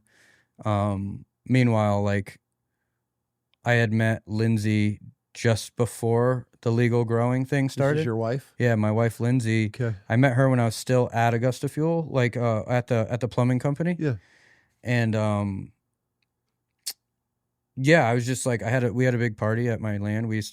My land used to be where all the parties had with bonfires there, and a kid that I was kind of friends with brought her, and she was quiet and wasn't obnoxious, and I was just like kind of looking at her, and I knew her a little bit because she was in my brother's grade. Okay. And they went to school together. And I told him that night, I said, I know that she came here with you, but like, I'm going to ask her out. And he's like, what? I'm like, yeah. I was like, I don't really care what your opinion is on this. I'm gonna. So the next day I hit her up and I was like, can I pick you up from work and we can hang out? And she's like, she thought it was a joke. She thought it was a complete joke. She like showed her mom the phone. She said, look who messaged me. Like, I was kind of well known in the town, but we ended up got a reputation at this point. Yeah, bad, okay. Bad. And so we started hanging out, and I told her, I said, this is probably been together 6 months. I said, hey, this dude wants me to like grow weed with him. What do you think? And she's like, is it legal? I'm like, yeah. She's like, do you want to do it? I'm like, yeah. She's like, do it. It's like, okay. And then I'm like showing her this money I'm making, and she's like, holy shit. And she didn't think anything of it. She just thought like, hey, this is what happens to successful people. They just one day are making $15,000 a week. Mm-hmm. And, you know, I told her parents it was legit, and they believed me. And I started growing this thing out, and we ended up hiring like, I don't know, at one point we had like 10 employees, and Um, I we we before we really blew up, we were still in the little garage before we were married. She was raised in the church, and so like one thing she wasn't doing was like premarital sex. She's just like, she told me up front, like, it ain't happening. Well, I guess I was like convincing. So like 8 months in, we ended up making a child, right? Okay. And so her dad's like, you're getting married. Was it right away when was it immediate when The first time? Yeah. Yo, yeah. Oh, the first time you guys had sex, you got pregnant? Yes. She'd never been on birth control. Like, why would she need to? Right? And so did you ask that last night? You did ask that last night, yeah. Came back, I was telling a little bit of your story. She's like, was it the first time? First time. I was like, no, I doubt it. First time. First time you guys ended up having sex, you got pregnant. Yeah. And Surprise. so first time, the 2 days after the first time, my house burned down. Like, burned flat. How? Stovepipe caught on fire, burned the house flat. Lost everything? Lost everything. What's that like? I was young and stupid and making a lot of money. It sucked, but I didn't really care. Did you lose a bunch of cash in the house? There was like $5,000 in there, but it didn't burn. It just got like soaked from like the firefighter spray. Oh, you didn't have like cash in the walls and well, all that stuff? the fire marshal came in and she's like, do you have cash? I know who you are. Do you have cash in there? I was like, yeah, there's a pair of jeans on the end of, like where the end of my bed was. She comes in and like, are these the jeans? And she like pulled the money out. And I'm like, yeah, it's still good. Right on. So that's really it. Okay. So I moved back in my parents' house for like 2 days. And then I got another place, shithole on the lake, trailer. It was crap. And then, I remember we were in that trailer when she's like, something's not right. I'm going to go get a piss test or whatever. I'm like, you're not freaking pregnant. She gets one. She's like, positive. I go back to Rite Aid. I buy 3 more. Positive. And I was like, she's like, my dad's literally going to kill me. He's going to come here and kill me. And I said, I think I should tell your dad, because that's what I would probably want, is like the man to tell the dad, like, hey, look, this is what the plan of action. She's like, no, you can't. So her and her mother told him. I wasn't allowed over for 2 months. And he's like, I walk in the living room. He's like, you know, you're getting married. And I said, yeah, we'll get married. I fought it, but we ended up getting married. And then, well, how's your relationship? I mean, are you guys you're only 8 months in, so God, you don't even have a relationship. Don't even have a relationship. No, all I know. Did you see yourself? Are you one of these? I knew immediately we were gonna be married, spend the rest of our life, or was this you just had a thing for her and? Now to be honest, if I'm being frank, I wanted to hook up with the hot Christian chick that nobody could. What did I tell you? She wore really nice pants, white pants, and I loved them. And acted different. And everybody told me that there's no way possible. I couldn't. Everyone's tried. Carried herself a little bit different. 100%. Something about her that you just couldn't put your hand on, huh? Well, she just wasn't acting trashy, And I was like, I like that. I don't want a girl that's, I hate to say this, been around with every dude in town. It's just like a pride thing. And in those small communities too, it's hard to find. Oh, dude, we'll go out to eat with a buddy, like a buddy or like whatever, and he'll be like, oh yeah, and it's like, golly. I'm from a very small, technically a village, and I've watched my whole entire life just the circle. They all just date and they never get out of that. So to find some with some fresh meat, to change things up, is probably pretty nice. Yeah, and oh my God, like you said, we don't know each other. Now we're living together. We're going to have a baby and we're fighting all the time. Like I was like, oh my gosh, like the hot Christian girl is like, got shit, like it's just arguing back and forth all the time. And so we're getting there, but I'm excited to be a dad because like I've always been really good with kids. I've always loved kids, especially that 2 to 6 age, like it's so fun. That's the opposite for me. I love that. It's just the joy for the world is still there. Like everything, you'd be like, oh look, it's a really big tree, and they're like, whoa, a big tree, And so I was like, I'm gonna have a son. This is awesome, and we picked out a name, Waylon, and It's funny. I got a little bit of a story, but Lindsay was like 2 months before the due date, and my mother, she's like, we should go out to breakfast and talk. And I'm like, and I knew she had some stuff from the past she hasn't dealt with, and I thought it was a good idea, kind of like we talked about last night, is like maybe me and my mom should do mushrooms together. Oh. But I knew she wouldn't do them, so I snuck them into a cookie. And so I was like, hey, try these. I made these. They're awesome. So she ate one, right? And I ate one, and we went out to eat, and we're sitting there and we're laughing. We're having a great time. And the waitress is like, I'm not trying to be rude, but are you guys going to order anything? And I'm like, yeah, hold on. And she's like, it's been 4 hours. We were just sitting there talking for 4 hours. I had no idea, right? And then, and I'm not shitting. This is totally happening. Lindsay called me, my wife at the time, and she goes, I'm going to the hospital. I think the baby's coming. And I'm like, you're high on shrooms? I am, dude, whacked. Like wavy shit, like not feeling good. I don't know if you ever done them, but I haven't yet. It comes in waves. Like you Okay. feel like you're gonna throw up, and then it's just like, holy shit, you're on a roller coaster, and then it's like, I think it's gone, and then it's like, oh my god, I'm gonna puke, and then you're like, holy shit, am I gonna live through this? So Lindsay calls me, and I'm like, Mom, we gotta go. And she's like, okay. And your mom's cool this whole entire time? She's obviously got to realize at some point she's tripping on mushrooms. Oh yeah, she's like, what was in that cookie? And I was like, I told her, and she's just like, well, she goes, I wish you would have said something. And I was like, well, you wouldn't have done it. Uh-huh. She's like, yeah, you're right. God, I need to do that to my mom. The second we walked out of the restaurant, it started torrential downpouring to the point where like in the streets, the grates, they were like swirling. The water was like up to here. Wind started blowing in, and my mom's like, is the world ending? I was like, I don't know. We just got to go to the hospital. And I said, who's driving? And my mom's like, oh, I'm driving. I'm like, okay. So we get in the car, we pull out, branches are falling down, trees are going all over the place. And I'm like, oh my God. So we pull in the hospital. It was probably like a 10-minute ride. It looks like the world is literally ending. And we pull up, and she's like, all right, bye. And I'm like, you're not coming in? And she goes, I'm not going to the friggin' hospital. I'm going home. So she went home, and I go in, and I'm a stupid dude. And there's this one desk we always go in where we get the baby checked. I go to the desk, and I go, my wife is here.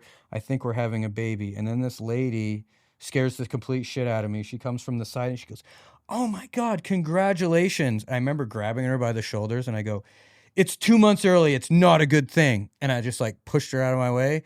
And she's like, oh, your wife's in labor and delivery. And I'm like, oh shit. And I know like, this is me. Oh, you're 2 months. Your son's too much preemie.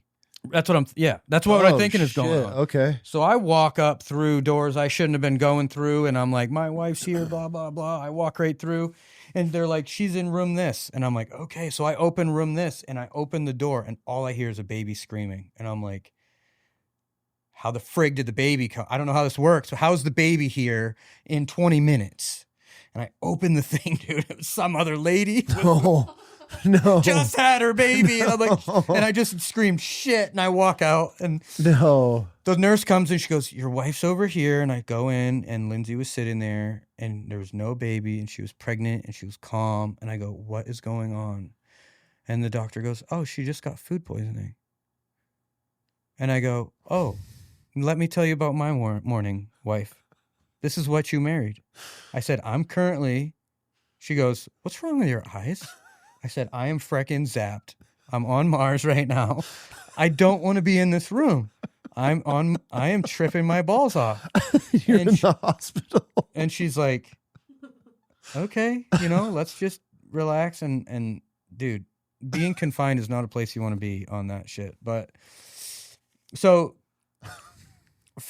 that was a great story. You know what I mean? It's just like, that's a part of these feelings I started getting was like, I don't want to be a scumbag when my son comes into this world. That felt like shit to me. Yeah. Like if I was to experience everything I've ever waited for, and I was like nuked out on mushrooms, like not cool to me. Yeah. But so that was kind of a little reality check for you. Yeah, it was funny and we laughed about it, but I'm like, okay, you got 2 months allegedly, maybe less. Let's start getting it together. So we're getting ready to go in, and it's the date of the pregnancy. And so we go in, and they're like, yeah, basically wait around until the baby comes. I'm like, all right, that's cool, whatever. It's been 24 hours. They're like, we're going to induce her to get this rolling. I'm like, all right. So they start inducing her, and it's been like, at this point, fast forward like 4 days, and she's exhausted because she is laboring and stuff, but like nothing's going anywhere. Yeah. You don't sleep in the hospital. I don't care what anyone says. It sucks. Mm-hmm. And they've induced her. They put her in the bath. They did all this crazy stuff to get the baby to come. Baby didn't want to come. Everyone's laughing it off like, oh, he's just stubborn, whatever. And I'm like, yeah. And then it got like started getting serious. And a part of it was I think I was really overtired, but I remember it was dark. And I was watching the machine. And like I was telling you last night, I don't know anything about medical anything, but I just know on the TV when it starts beeping slow, that means bad shit happens. And so every time she would labor, her heart rate would go down and the baby's would go down, and it would go really low. And every time it would go, the nurses would come in every single time.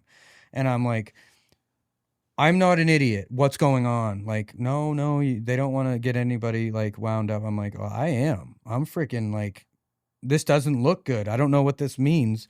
Make it make sense. So I was freaking crying. Lindsay ended up going to sleep. I was sitting there crying, and I just remember looking up to God and then like, God, I feel like you haven't been in my life my whole entire life. And I don't know if you have been, but I was like, if you're real, if you save my wife and my child, I'll do whatever you ask me to.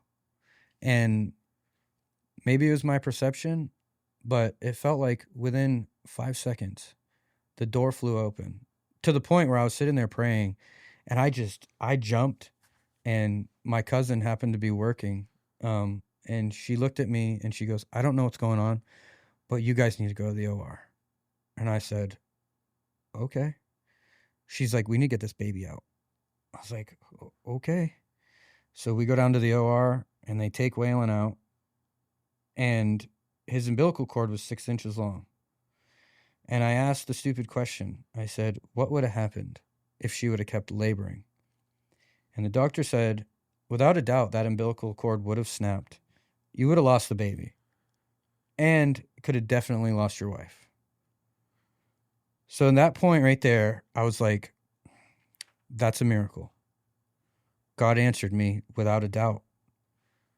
Now, what the hell do I do? What do I do? Yeah, what's the next step? The only people I've ever met that are Christians are fake, other than 3. Mm-hmm. So I was like, okay. We got home. We got settled. I spent my time with Waylon. I spent my time with Lindsay. And I told her mom, I said, I need to figure this out, and I need you to be patient, but I have 3 people I need to go talk to. And I went and I interviewed these fathers, and they all were Christians, but when you go in their home, their kids actually loved each other. Mm. And I was like, I want to have this home. So I said, what do I do? Just lay it on me. And one of them was so great, and he was just like, we're going to do this together. And I was like, well, you got your own kids. You got a massive company, whatever. He's like, no. He's like, every Tuesday night, we're coming over. We're going to pray. I'm going to teach you guys. Let you guys ask questions. We're going to work through things together. And it was one of the most wonderful experiences of my life, being able to be with these people and how truly patient they were. Because he should have, in all rights, been like, dude, you got to like get rid of the weed business. You're going to become a Christian guy and like freaking you're slanging dope, like, Mm-hmm. but I came to that on my own. To one night I was just laying in bed, and we had this beautiful business that was, dude, I bought my wife an Escalade. Like I was the man. I was being a provider. I was playing golf at the best golf courses. It was, what more could you, Had it all. dude, I met Luke, I met Aaron, like guys that I look up to, like in the hunting world, to like Aaron. I had dreams of meeting him for 10 years of hunting. Ever since I heard him on some podcasts and stuff, like I was like, I want to meet that guy. And I got to meet them. I got to meet Chad Mendes. I got to meet Justin Gaethje. I got to hunt with Chad Mendes. And I was like, I was laying up in bed and I was like, I got to give it away. It's on my heart. I woke Lindsay up. I said, Lindsay, we need to give up this business. And she goes, well, what do you mean? I said, it needs to go tomorrow. Done. I'm out. So I gave the real estate away. I gave the business away. Didn't make $1. Like, didn't keep $1 from the business. Nothing that I had earned from that business did I keep. And I started my HVAC company that next day. And she goes, how are we going to pay for anything? I said, I'm going to pray. And by the second day, I had a month of work booked, and that was good enough for me. Really? Yeah. Well, I didn't make shit, but I had work. We had hope. And that's why I named it 777 HVAC, to hold me accountable, to know, because when you make money, it's a really good problem solver. It takes little problems and you're just like, money, and it goes away. Right? Right. But there's a host of other things, and it gets really frustrating at times when I could just like,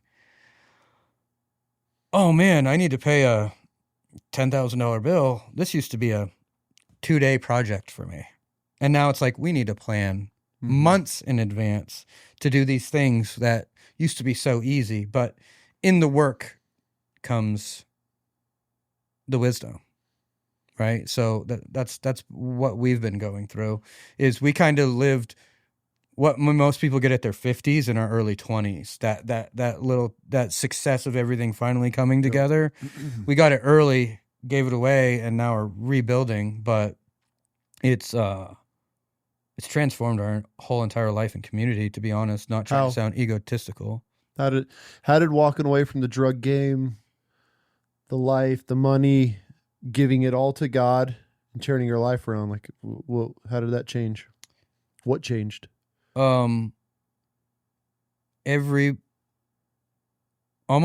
everybody in my life walked away, other than family, because I didn't have something for them anymore.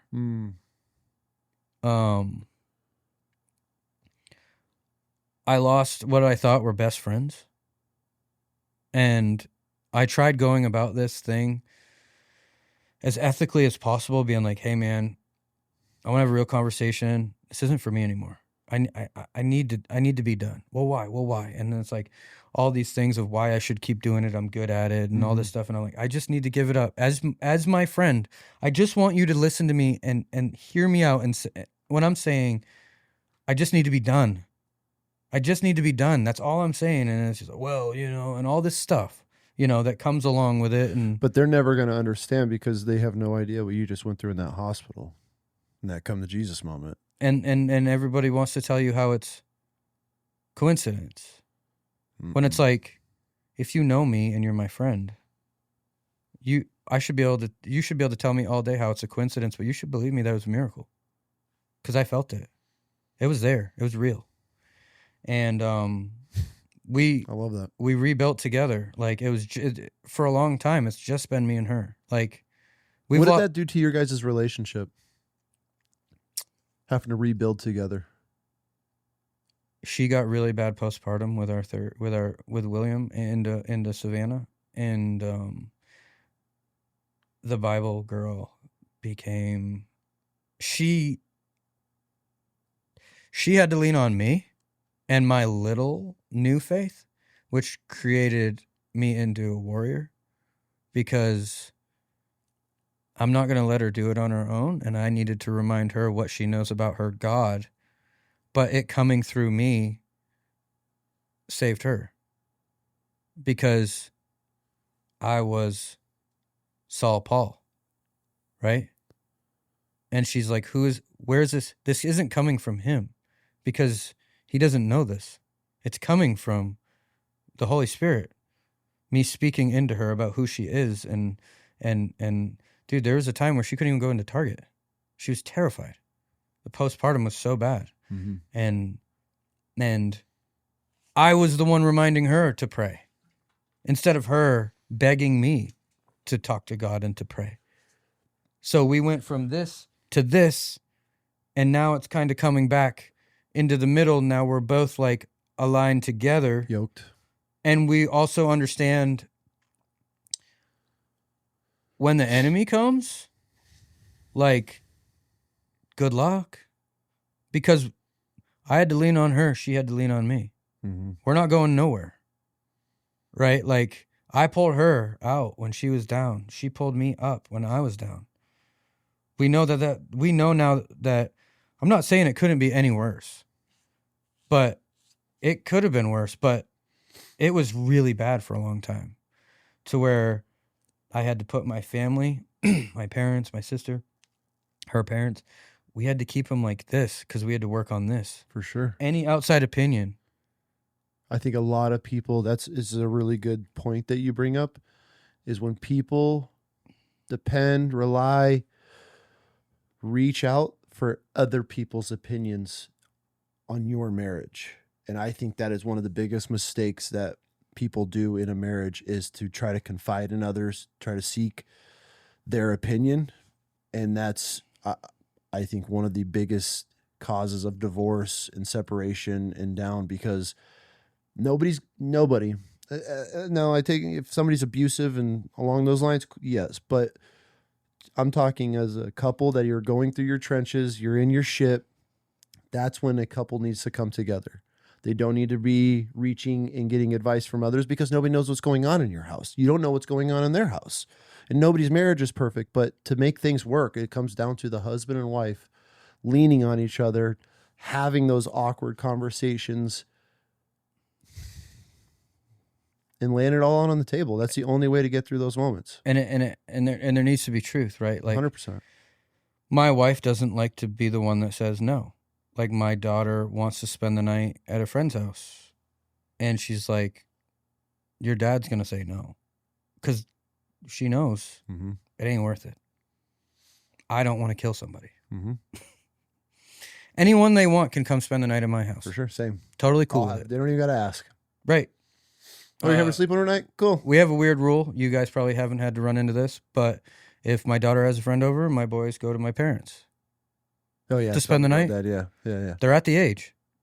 That's a respectful thing. I mean, it's just, I ask the same of everything, but it's just one of those things where, as a child looking back, I know I've had friends, I've seen kids of being exposed to things at a young age, and even if both parties are willing, destruction is happening. For sure. It's so true. And I look back, and like, one of my biggest regrets is not being able to give that gift to my wife, to where if I see an old girlfriend that's like at a restaurant or something, she now has to compare herself to her in this weird way of like, was she better than me? Is she better? You know, like all these things where I wish I could give my wife that confidence where, no, you are truly the only one. That's it. Rather than have to play this comparison game, whatever it might be. You're like you having two sons, man. They're watching everything that you do, opening doors for your daughters, opening doors for your wife. Yeah. Those little things, like, that's something that you shouldn't have to teach sons. They should be watching you as a father and the role model, being able to do things like that, and how the respect, cuddling, the affection, being vulnerable to them and your wife. Those are the traits that sons and daughters need to be watching, especially at our age, our kids' ages, of being able to take that into their relationships of a more mature angle, instead of just, this is what they watch on TikTok, this is what they're being fed on social media, and now this is who they think they should be as this young woman or young man.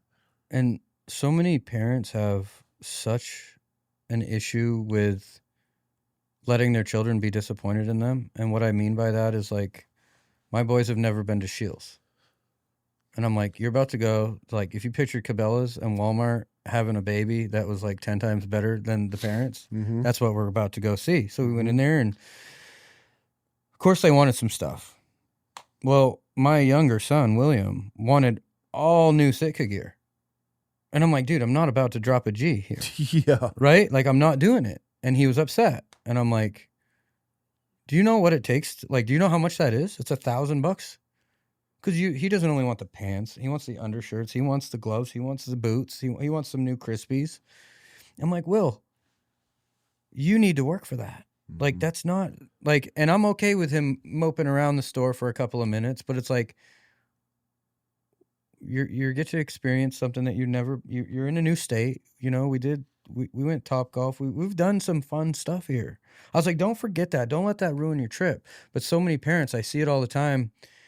They don't want their kids, they're afraid to have that, quote unquote, let their kids down. And that's what they think it is. Cause, I've been coaching baseball now for them for 4 years, and it's 11-year-old baseball, but it's pretty competitive. It's travel and stuff like that. And 6 of my boys don't have dads.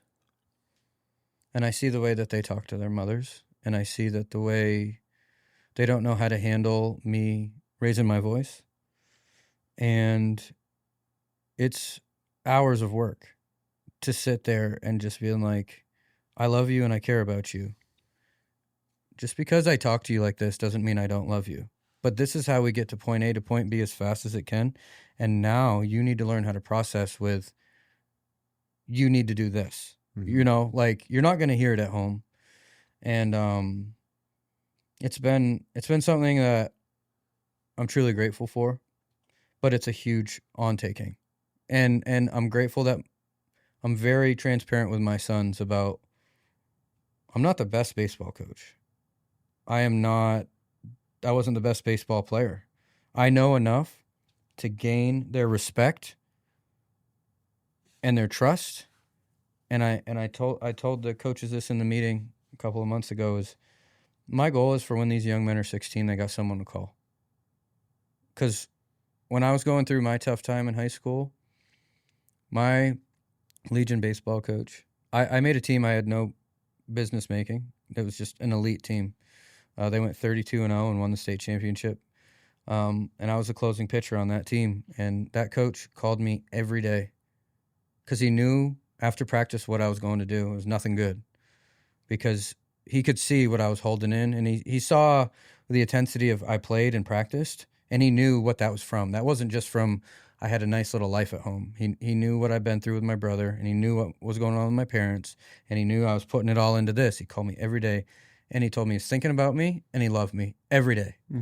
And it was just until a couple of months ago when I was thinking after some baseball games, I was like, I need to call coach and thank him for that, because that's who I want to be now, is when those kids are 16 and 17 and they're with some shitheads and they shouldn't be, I'm throwing them in the truck and saying, hey, no. Or, hey, I'm in a bad spot. I have no one to call. Can you come get me? Yes. Answer's always yes. There's no greater reward than having somebody, a young man, a teenager that you've mentored, or at least given the feeling of having something or someone secure in their life that they're able to reach out. Yeah. That is one of the biggest silent flexes, not to anybody, but as a self, like, okay, like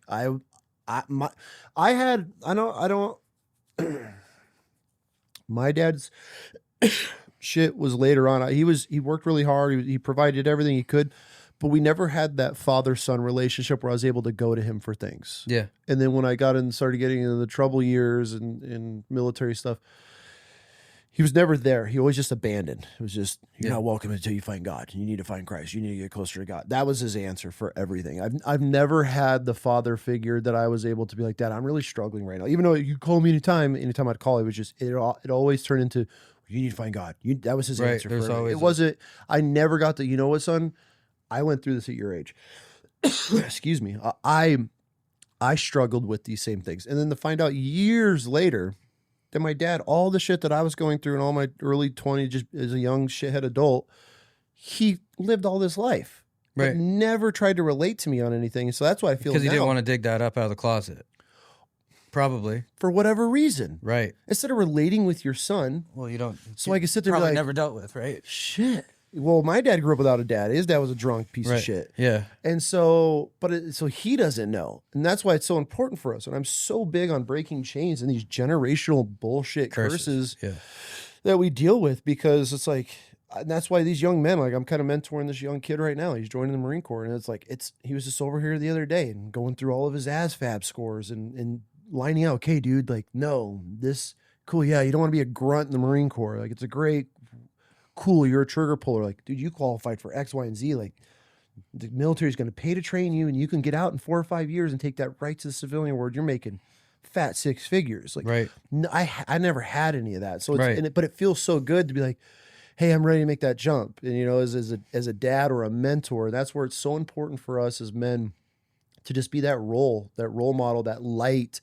the shoulder, the phone call, the text message away from a lot of these young kids, because the world that we live in now, it's just, they're being attacked from every angle. Just, I believe spiritually, it's a demonic attack that on the children, and everything in the home.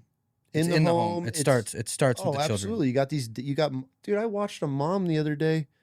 She had like 5 kids and walked. I was waiting for my wife because I always drive her everywhere. My wife I don't even think she knows how to drive anymore, because everywhere she goes, I just drive her. I'll take you. Yeah. So we sit and wait and, you know, whatever. And I watched this mom come out.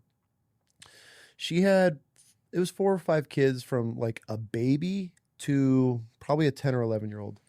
Dude, I watched her walk out of the building, and this was her the whole entire time. And this kid's just in trail, and she never even once looked up, just scrolled the whole entire time. I watch her. She walks right next to me, loads all the kids up in, gets in her car, puts in drive, pulls her phone up and drive as she's leaving the parking lot. And I thought to myself, I go, what is that mom at home? Who is she at home that you can even walk through a parking lot where cars are driving everywhere to even think like, hey, I should watch and make sure my kids are here? She's so buried in her phone, and what's she telling her kids? What's the most important thing in her life right now? It's on that. That's it. You guys don't matter. That's all they watch. And she probably tells them she loves them, and she probably thinks she means it. 1 second. Yeah, love. Sorry, I would never do this. The boys wanted to ask if they wear a helmet, if they could ride the pit bike. You don't know. Oh, I thought you said if they could wear a helmet. Yeah. I'm saying yeah, but 100%. Yeah. Sorry. Yep, have at it. If they have helmets on, right? Sure, yes. Okay, cool. Sorry, guys. Thank you. No, you're good. That's why I stopped, because she's never come up before. There you go. So, but that's it. You know, that's wild chaos. You got your boys here, and they're out running around. What are you going to do? At least they ask, because they could have lied. For sure. That's another huge life lesson with kids is giving them the opportunity to tell the truth, and how important it is of just being honest and straight up and rewarding your kids. I was huge on that. None of us were liars as kid growing up, and I had buddies that would just lie about shit. Oh, I used to all the time. Were you a liar growing up? All the time. See, I grew up as long as you came to it, bring it up before you find out. And so that's how I've always raised my kids. And I've watched times where I've seen my kids do something I told them not to, and I'd ask, "Hey, did you do that?" And they've always, "I did." Okay, hey, you know what? Thank you for being honest with me. Just don't do it again. But there's obviously if you catch them in the same thing. But that is one of those things, having trustworthy kids and building that relationship with them very early. Like, who drew on the wall? No, it wasn't me. It wasn't me. It was one of like, yeah, dude. You know, instead it wasn't me. It was one of you. Right. But instead it was like, Dad, I drew on the wall. It was on accident. Even though you drew a heart and wrote your name. That wasn't an accident. It's like, okay, well, you told me. We're going to get this cleaned up. We're not doing this again. That's right. But yeah, it's there's so many life lessons as fathers that are so important to young men and young girls at these ages. It's almost terrifying of how many dads are disconnected and just go through life because they put their work first, they put their friends first, they put the bottle, they put the badge, they put the uniform, whatever it is, before their children. And before you know it, dude, I don't know, man, my kid's trouble. I don't know what his deal is. I can't connect with my teenage daughter. My son won't listen to me. Like, I have so many of these guys. I don't know what went wrong. You went wrong. You know how many of my parents asked me to talk to their kid for them? Can you talk to him? Something's not right. You talk to your kid. So last year I coached with one of my best friends, and he's a state police. And we had a phenomenal team. We ran through the league. We won the championship. Life is good. I'm like, yes, this is awesome. I can't wait to do it again next year. My boys had a blast. And then the guy who runs our league, he's like, hey, I need your help. I'm like, hey, dude, you know I'm here. What do you need? He goes, I need you to move up and coach the next level up. They had a really rough season. because I enjoyed not being the head coach. I could show up, Oh, I could yeah. preach to the kids, I could talk to the kids, I could be fun coach. And You then know, I get- didn't have to deal with playing time or we're going to Massachusetts and we need to book hotel rooms. None of that stuff. I didn't have to do any of that. I just got to come in and do my thing. Fun parts. And now they want me to be the head coach because we had such a successful season, and I get it. You know, you got to spread the wealth.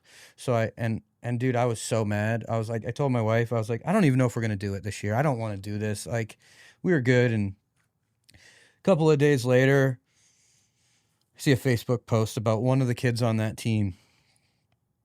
Mother's in ICU and needs a heart transplant, and I freaking lost it. I started crying, and I'm like, I don't want to sound egotistical. I was talking to my wife, Lindsay. I said, I don't want to sound egotistical, but there's only one coach in this organization that could deal with this shit.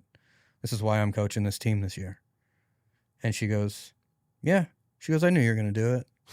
And I was like, all right. So I started following the family, and Courtney, she's still in ICU right now. It's been over 200 days. She got a heart transplant. She came out of it. You know, she had a successful heart transplant, but it's been back and forth. And I had her son on my team, and it was one of those teams where there was all the players were the best at their position. They're phenomenal baseball players, but the egos were out of control. And I'm an ego crusher. So the first half of the season was all you studs, you're sitting on the bench until you learn how to become teammates. And they watched their team fall and lose because they couldn't be a team because it was all about them, their strikeout, their at bat. And we dedicated the season to Colton. His name's Colton, his mother, Courtney. And they banded together and became a true family this season. And it was one of the best things I've ever seen. You know, like I got to preach to him. I got to tell him about, you know, like our story this year was David and Goliath. Like, you know, I had this troubled kid. He's doesn't come from a lot of money, and he comes up to me after the game. He goes, Coach, is that David and Goliath shit real? I go, yeah, dude, it is. So I handed him a Bible. I was like, read about it. It's real. And he was one of those troubled kids that nobody wanted. Mm-hmm. And I'll take him every time. Absolutely. I'll take him every They're time. the greatest ones. Yep. And it's like the pound puppy, the pound dog nobody wants, and then they're like, "Oh, this is the greatest dog I've ever had in my life." Well, the guy who runs our organization, we had a tournament that we hosted, and the kid that I'm telling you about, the troubled kid, I turned him into being our catcher because, like, if you're a junkyard dog, that's what you do. You get behind the plate and you block the balls and you do all that grind and work. And I knew he had it in him. And he comes up to me and goes, what the hell did you do to that kid? I was like, I believe in him. Mm-hmm. He doesn't have a dad. The kid doesn't have a dad. His mom works so much, he has nobody in his house. I just bring him to mine. What do you mean? He goes, you bring the players, you let the players come to your house? I said, every one of them. Whatever they want. They become my kids. You know what I mean? If they want to come hang out and hang out with my boys, like, this is like I said before, this is more than baseball. Baseball is just the catalyst that I'm blessed that I can speak the language of, just like you and the Marines. Like, that's all that is. It's like, that's just the catalyst to take this person and be able to speak into them. Right. And it was interesting. I was talking to a couple coaches, and they're yelling at their kids to do some fundamental things right. And I go, my kids listen, what's the problem? And they're like, oh, this and that. And I go, show them how to do it. Can you do it? Show them that you can field a ground ball and throw it over to first base with intensity. You know, they're 350 pounds. They can't do it. Yeah. How are you? But every once in a while, I'll let one rip from center field to home plate, and they're like, holy crap, coach, how do we do that? I was like, you listen to me right now, and we do these fundamentals right. And they're like, all right, I want to throw like that. But you know what I mean? It's just like everything. You gotta be able to do it a little bit to be able to teach it. Mm-hmm. They need to know why this guy is teaching them. They're not stupid. They're figuring it out, and they're pushing the boundaries. Real quick. All the time. Always. That's especially at that age. Yeah. That's all they're built to do. Did I tell you? Did you tell her I made the boys listen to your podcast together? Oh yeah, I did last night. You did? Good. Yeah, that was the first thing I did when I walked in the house. Yeah. I told him, I said, you need to listen to this, and this is what you need to look for is a girl someday that has a relationship with a dad like this. Thank you. Yeah. And it's true. It's true because my boys are homeschooled. They're a little naive, and especially my younger one. the right girl would destroy him. You can already tell. He's just that kind of, he has that kind of soul. You know what I mean? And so I was like, you need to strive for that. Like, become friends with her dad first, right? If she's got a good dad, become friends with him. He'll tell you what you can do, and then there you go. But I think that's really important. It's very important. Because that's what I expect. I expect whoever dates my daughter to be able to sit their ass on my couch and we can watch a baseball game together and talk. And, you know, like, that relationship needs to be formed before, you know, you need to watch what I do. 100%. That was a rule until she turned 18. If she was going to date, and I got a lot of shit over this on a clip. Everybody turned it into some weird, oh, you're going to date these kids, but obviously they don't have daughters and sons. But that was a rule in our home. I told my wife and her, I go, if you're going to date while you live under my roof, your boyfriend is going to date me as well. That means I'm going to get to know him. Yeah. He's going to know our family. Because we're a tight family. I don't have a teenager that's coming and going, and I don't see. If she's up working, I walk in the house, where are the girls? My first question when I come in the house, where are the girls? Oh, Chris is working. Okay, he's whatever. I'm like, okay, cool. I love having my kids. We're tight. We do everything together.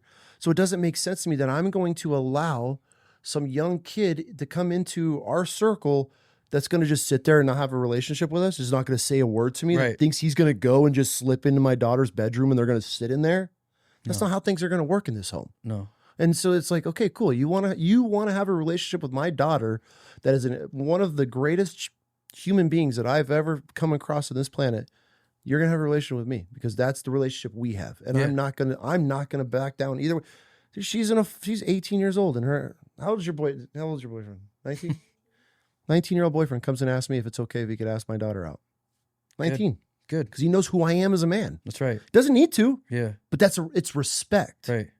Yeah. But this kid sat in your seat right there, shitting his. Relax, buddy. Take a breath. This is literally relax. Take a breath. But I respected it. He's 19 years. Did you know it was coming? Yeah. I knew it was coming, and it was. But that's what I want to see those checks in my little mental checkbox. The fact that he was shitting his pants means the world, bro. The world. And I'm sitting here and I laugh in his face. Like, I'm like, yo, listen, you know, yeah. You racking one into the AR and be like, as long as you don't say pregnant, we're good. Yeah. Well, I mean, there's guns, there's spears, there's a sledgehammer, right, I mean, there's a gun in every corner.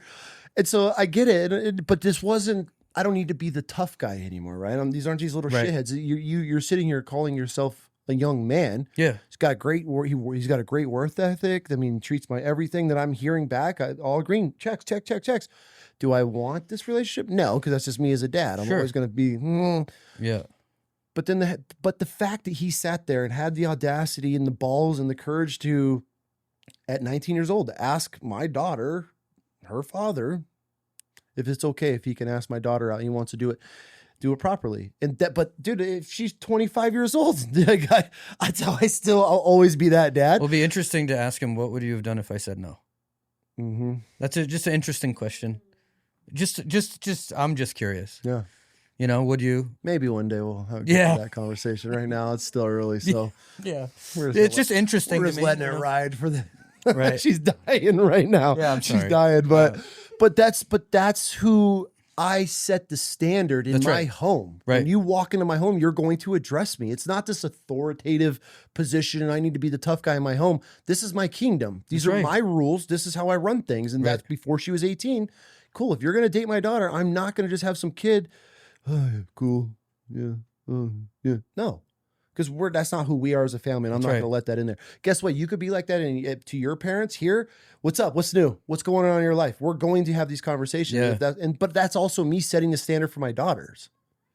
You hear your boys out here on the mopeds and everything? Oh, yeah. I love it. But I appreciate it. And that's where I think those conversations of being vulnerable and being able to sit down with your kids. And that's why it was so important when we did that episode, man. I was like, I didn't know where it was going to go. It was our first time doing it, and it was the most real shit ever. I hated that I bawled the whole entire time. That was because I was fasting. I was deep into my fast. I'll say that. Yeah, right. That's your kryptonite. She is my kryptonite. Mine is too. It's hard, man. It's hard. I was just talking to a neighbor the other day about he's got a daughter same age, and he's out tinkering, and I was walking into the gym, and was like, how's life, man? He's like, good. And we bullshit for a little bit. I was like, how's the dad life? Because he's only got one daughter. And I was like, how are you holding up? He goes, not good, man. I was like, me neither, bro. And I was like, well, were you struggling? He's like, dude. And you look at your daughters, man, and they're always going to be that little girl. That's right. And then one day you just, I don't know. It's just, it sucks. It's the same. It's the same with the boys too. Yeah. It's different, obviously, but they all got their things, right? They all got their strengths and their weaknesses, and I can kind of tell where, if they were to be taken advantage of, where it would be, or where they will strive, where it would be. I could see where people could manipulate in different ways, and I pray for that not to happen. And one thing I tell my daughter Savannah all the time is like, every day I pray for your husband. Mm-hmm. He's out there. Yep. He's somewhere, and I'm praying for him every single day, because that job is so important, and I want you guys to find each other, and I want it to be exactly what it's supposed to be. Yep. And then same with the boys and their wives. Like, don't find yourself a girlfriend, find yourself a wife, find yourself a husband, right? Mm-hmm. And I beat it into their heads. Like, you talked to him last night, it was great. It's like, that's probably not going to happen in high school. Right? You're dumb. Everybody's dumb. You're so dumb. And like, people don't even know who they are. Right? And I didn't know who I was until I was like in my 30s. I feel like it's still searching, trying to figure it out. Right? Like, still figuring, and like new things get added with kids, and then then you're gonna have the grandfather realm. Like, then you're gonna learn more about that. Like, so that's it's insane. But it's really important to be able to. This is where I think a lot of guys miss the boat, especially even religious men, Christians, whatever. Yeah. You should be praying for your daughter's husband now. Yeah. Not acting like it's not going to happen. It's going to happen. I pray. Right. God, I need you working on the hearts of my daughter's husbands now. Right now. Start working, building them now. Yeah. Why am I going to wait till she's out of my home and doing her own thing, and I have no idea who she's dating? And right. I hope it never comes to that, but as even for if I had sons, be sculpting my son's wives now, building them now for the future, their future that they can build together. And I feel a lot of us nobody talks about that. Nobody does. Why would you not want to, especially if you believe and you have this God we pray to and we depend everything on? You're not going to be praying for the future of your kids' marriages, which are one of the most sacred, greatest gifts that you're ever going to be presented with, and we don't want to help along the way with just prayer. One of the simplest things, and that's where I'm glad you do that, dude. And it's hard as a dad, and like, why, when I first started doing it, it was super awkward. Why am I praying for my 10-year-old daughter's husband? Yeah, and it sounds weird, but if I'm a true believer, why would I not want that for her? Why would I not want her to meet some young man? It's like the same thing. Why would you wait till Monday to start at the gym? Right? Like it's not going to hurt anything praying more. If anything, you'd think it would compound on itself. I don't know. The praying earlier, getting used to it. What am I praying for? Honing those prayers down, and I think letting them know that that's exactly what I'm doing. And I do it with them sometimes, Yep. I need to do that more with the family. My wife and I pray together, but it's one of those things. As the man of the house, I truly feel to bring your family even tighter, and we need to do it much more, is to pray together. Yeah. And show true vulnerability. I feel most men miss that boat. Not even just the praying together, it's just to be able to show your children how vulnerable their dad is, where they can look and be like, oh shit, my dad is human. Because your kids, they look at us as superheroes. If you're doing it right, dude. I think my youngest daughter might even still believe that I can pick a house up. She's always thought dad's a superhero. But then when they could see you at your most vulnerable moments and being true to yourself and who you are, right? Why would you not? The relationship that you're gonna build and bond and lay the foundation for, it'll be unbreakable as they get older. Like, why would? And that's where it's just a lot of guys feel it's too late. And I always tell them it's never too late to start building this relationship and start communicating with your children, even if they're out of the house. Start now, because you're going to be 80 one day and laying on your deathbed. And who do you want them beside your bed? I do. That's my main goal. And so it's just start the conversations, start asking the questions and letting them talk and letting them answer. And that was a big thing with her, is like, I just needed to learn to shut up and let her talk. Yeah. For the longest time, because no, this is how you need to you. This is how you. Nope. Right. Nope. Right. Yeah. No, I get it, and especially the challenges as they get older. I mean, we can't imagine. I mean, we're in for it, obviously, but it's gonna happen. I already know. I mean, my daughter's full of hell already, so it's fun. It'll be interesting. But one thing I'd like to touch on before we get too close to the end is where we touched on a lot of stuff about the family and everything, but I want to let you know where everyone's at today. That's where I was just going to go with it. What's life like today now that you asked God the dangerous question, a dangerous prayer? Dangerous prayer. In the hospital, as your wife and unborn child are going through some problems, he answered your prayer. Answered my prayer. What's that like? What's life been like for you since? We got through the postpartum thing with my wife, which really made me like become obsessed with my Bible. We gave up the grow. We went through the hard time with the dealing with the money of starting the new business and the slow money and all that stuff. And for sure, raising these kids up at the same time. I started doing jiu-jitsu, and I met a dude there that invited me to his church. And I went to his church, and I went there Sunday morning, and he was actually the pastor.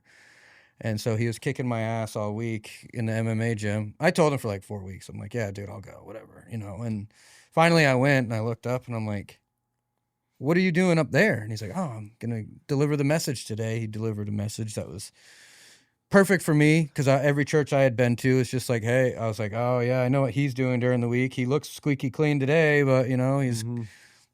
asshole and whatever, the fruits, I could see them, and they weren't what I was looking for. So we joined a church, and we went there. It was kind of like a ragtag group of people, and I started bringing my family in. I was the first one. I brought in my sister and her husband and my dad and my mom and my wife's mother and father have always believed, but they kind of got distant from church, and because we weren't really. So brought them in, and everybody kind of my parents and sister found their faith for the first time, and it lit the fire for Lindsay's family, which was awesome. And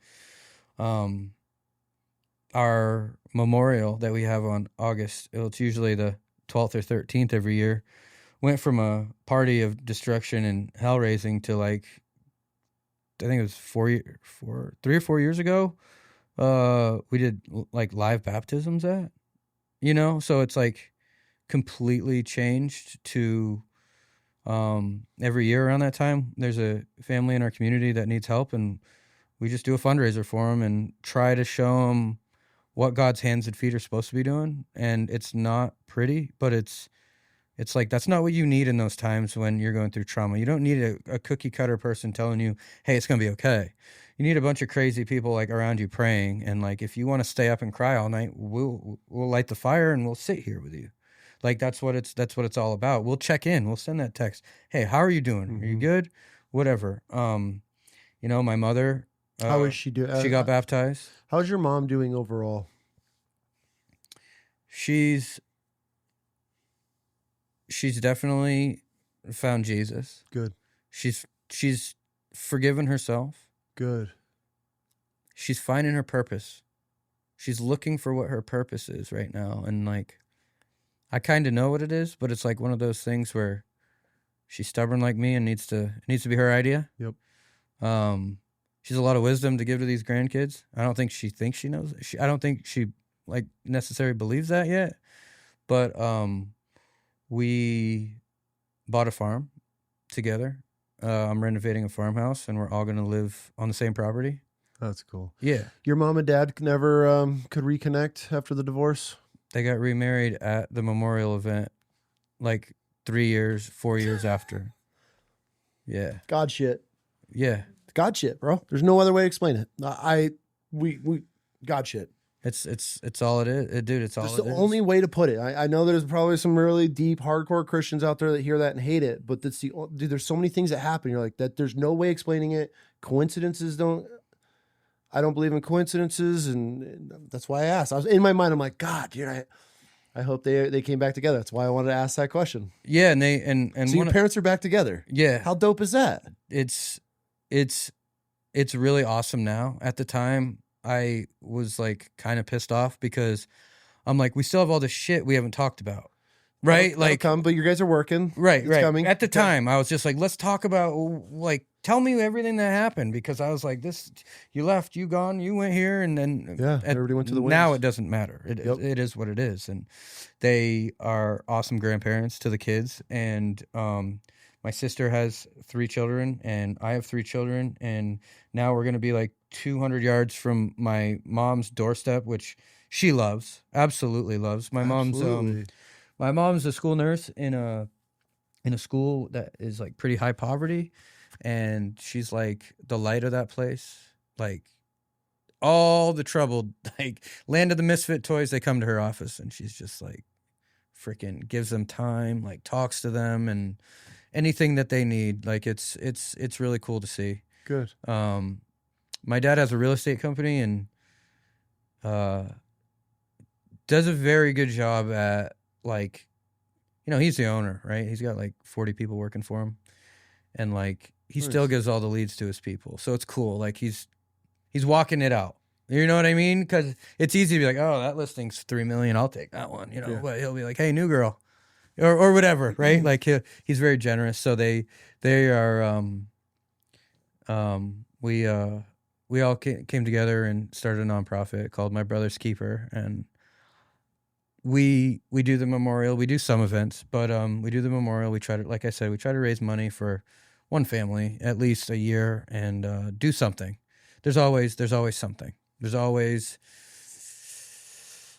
something crazy that happens that we're just like, all right, this is the one. Everybody kind of gets together. Like local, somebody falls on hard times and you're taking care of them locally type of deal? Every time. Awesome. Yeah, that's what it is. And Awesome. like we've had events where we do it right at the farm too. And one of the cool things is like, it's not normal, but we pray before everyone, right? Like people that normally don't hear prayer. We got Christian worship playing, which isn't like, I don't really get into like the old school Catholic type. It's like newer, like hymns and Josiah Queen stuff. Like I like that stuff. Like that will be playing. So the people that are new will be like, oh, that's kind of like, nice or whatever. And they're actually listen rather than, some old hymn or, it's just, I feel you. I like to keep it up and going. But we've had many people leave and just be like, dude, there's something different about this place. And it's like, yeah, like the prayer and the fight has been ingrained in this place, and like this is it truly is a real place of peace. At the farm and at the barn, and we do our big event in August, and then we jump right into hunting season, and that's what my whole family does all in November. We're all there for the whole month. That's hunting whitetail, whacking and stacking, huh? Just knowing, like, no matter what day it is, you go over to my dad's and there's 4 people in the living room with Orange on, it's just hanging, talking. Yep. I'm so glad you guys were able to bring the family back together. It really did come back together, and like the family curse from both sides, my wife's and mine, I'm hoping that leaves with us, because my boys are very different than I was, and I'm so grateful for that. Because like if I was out there doing what they're doing right now, I would be breaking someone's shit for sure. Yeah. Just because I was a little dink, but that's not them. And I know that's not them, and that's not my sister's kids either, and they're great kids. They're great human beings, and it's really cool. And you probably get it too. Every once in a while, someone will remind you where you came from. Kind of makes you feel like shit, but it's. I try to remind myself daily. You do? Mm-hmm. Yeah. Keeps me from ever going back down those roads. Right. Right. Well, like, like I said, when I have these weird rules with my kids, what they can and can't do, a lot of people are like, what? You when you were a kid? And I'm like, well, Exactly. That's why yeah, I I have don't want to rules. do that. That's so stupid. Mm-hmm. So just passing that on to the youth, my players. I'm going to coach baseball as long as I can. I know there'll be a time I can't because they'll be past my knowledge level of little league. No, but I try to do it with hunting or whatever God blesses me with the day of how to connect to mostly young men. Yeah. I don't obviously don't connect the same with my daughter's friends. It's just No. it's a different thing. For sure. I try to like push my wife into being like, hey, check in and see what's girl stuff. Yeah, that's not a role. That's even on that's the wife deal. That's sometimes I don't ever wish I had sons, but there's sometimes like if I did, it would be nice that I could help mentor their friends. That would be a huge thing for me. I would love to do is Dude, my older son's, it's tough because he'll be like, are you all right? Is everything okay? You seemed a little pissed when you got home. Do you need to talk? That's a homeschool kid. And I'm like, I don't know if you're ready for this. Buckle up, kid. Yeah, right. But that's an advantage of having a homeschool kid. Your kids are in your shit 24/7. Is that you can't hide that, or they know immediately when the mood's off, when something's wrong, and they're, what's going on? What's happened? What do we miss? And I encourage them to ask. Absolutely. Because I don't want you just thinking I'm mad and you have to stay away from me ever in your life. Ever in your life. Like I see a lot of kids like avoid parents. And yeah, it's like it's so hard sometimes. I don't know if you've ever like let out slack and had to get it back. We've done that with like screens and TV before. That we call it yanking the chain here at the house. Yeah, exactly. You're almost like you're correcting a dog in a way. Those are some of the hardest things as a parent that I truly feel is when you got to pull the chain back, and when they start getting, I don't want to say complacent or lazy. Yeah, that's exactly what it is. And then they start being assholes and they don't know why they are. Mm-hmm. And you're like, well, we need to remove this. And I'm like, oh, look, my kid's back. Yep. Where the little attitude starts. Yeah. Nope. Even though it's not major, that is where you're an intentional parent. We're done. Yeah. This attitude, no. Oh, you just said no to your mom? Okay. Yeah. Why? No, absolutely not. This isn't normal. No. You've had a little bit more of this. Is it that? Mm-hmm. And then it's like, There's always something. There's always a root. But most parents, we're buried in our phones. We're buried in our work. We're buried in everybody else's life but our kids. yeah, let me just write this contract. And I'll Hold on. I'll be right there. But then guess what? That little attitude never got corrected. They got away with it. Yeah. And then it happens again. They get away with it again. And then guess what? Now it's part of them. I know. Instead of immediately no. That's a big thing we do in this home. We correct it there on the spot. No matter how big or small. It's being corrected right then and there. Right. Cinder block in the driveway. Cinder block. Right. Yeah. And then before you know it, you're driving over cinder blocks with the lights off. They were correcting the neighborhood. The best part. Yeah.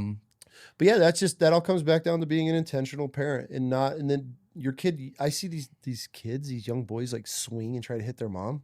And a dad just stands there. Yes. You want to talk about the most disrespectful thing you could ever allow somebody to do to your wife? Dude, no. That you're going to be your life partner. You're supposed to be your best friend. Somebody you took vows to. You're going to let your son disrespect your wife like that? No. And then the wife wants to correct the father for correcting the son? That's good luck. That's the other thing. Good luck. These women that want to correct their husbands for taking charge and disciplining their sons. We don't talk to them like that. This is something that Lindsay and we've had a conversation with about recently is in public, don't correct me, but at home. All day. Talk to me at home and I'll fix it. But the second you step in for that young man, done. He's going to you. He now has good cop, bad cop. That's he exactly. Now has an angle. But when he looks at mom and mom's like, you deserve this, then he knows, oh, there's no safe space. I can't be a little shit. Right. And then go run the mom every time because mom's going to save me. But the moms do. Yes. Hey, do we have to? Yes, I have to address this. And I've addressed it 4 other times. That's why it's now being escalated. Oh, sure. This is why you're losing everything in your room. This is why you now are X, Y, and Z. Mm-hmm. Because you allowed this to happen multiple times. And then it's just a pattern. And then now you're allowing your children. That's the whole game of children, is to find the little button, what little loophole. Not intentionally. No, just the boundary. Where is it? How, as a kid is figuring out life. Yeah. Mom and dad should be the bumpers on the bowling alley. That's right. And your kid should just bing, bing, bing. And the whole way you're like, nope, nope. And they're just getting bounced past the whole way through life until they line out and they figure it out. Yeah. But that's the whole thing is, oh, you're acting like a little shit? Absolutely not. I'm going to snatch it up. Well, mom's going to save me. Mom's not going to save you. So now they have to figure out, okay, if I do that again, I don't have mom's support. That's right. I can't talk to mom like this or I'm going to get the shit smacked out of me or whatever happens. We're not going to be able to go on that fun camping trip and you can be with the boys like with me or my friends and let a little bit loose. Let the leash out with the kids on the camping trip. You don't get to do that anymore because you were a little jerk. Yep. Right. But it comes to standing your ground. And when you say something, this is where I see a lot of parents. This is where a lot of parents fail is when you do that again. You're not hanging out with your friends. They do it again. That's it. You're not hanging out with your friends. And then later that day, they're back hanging out with their friends.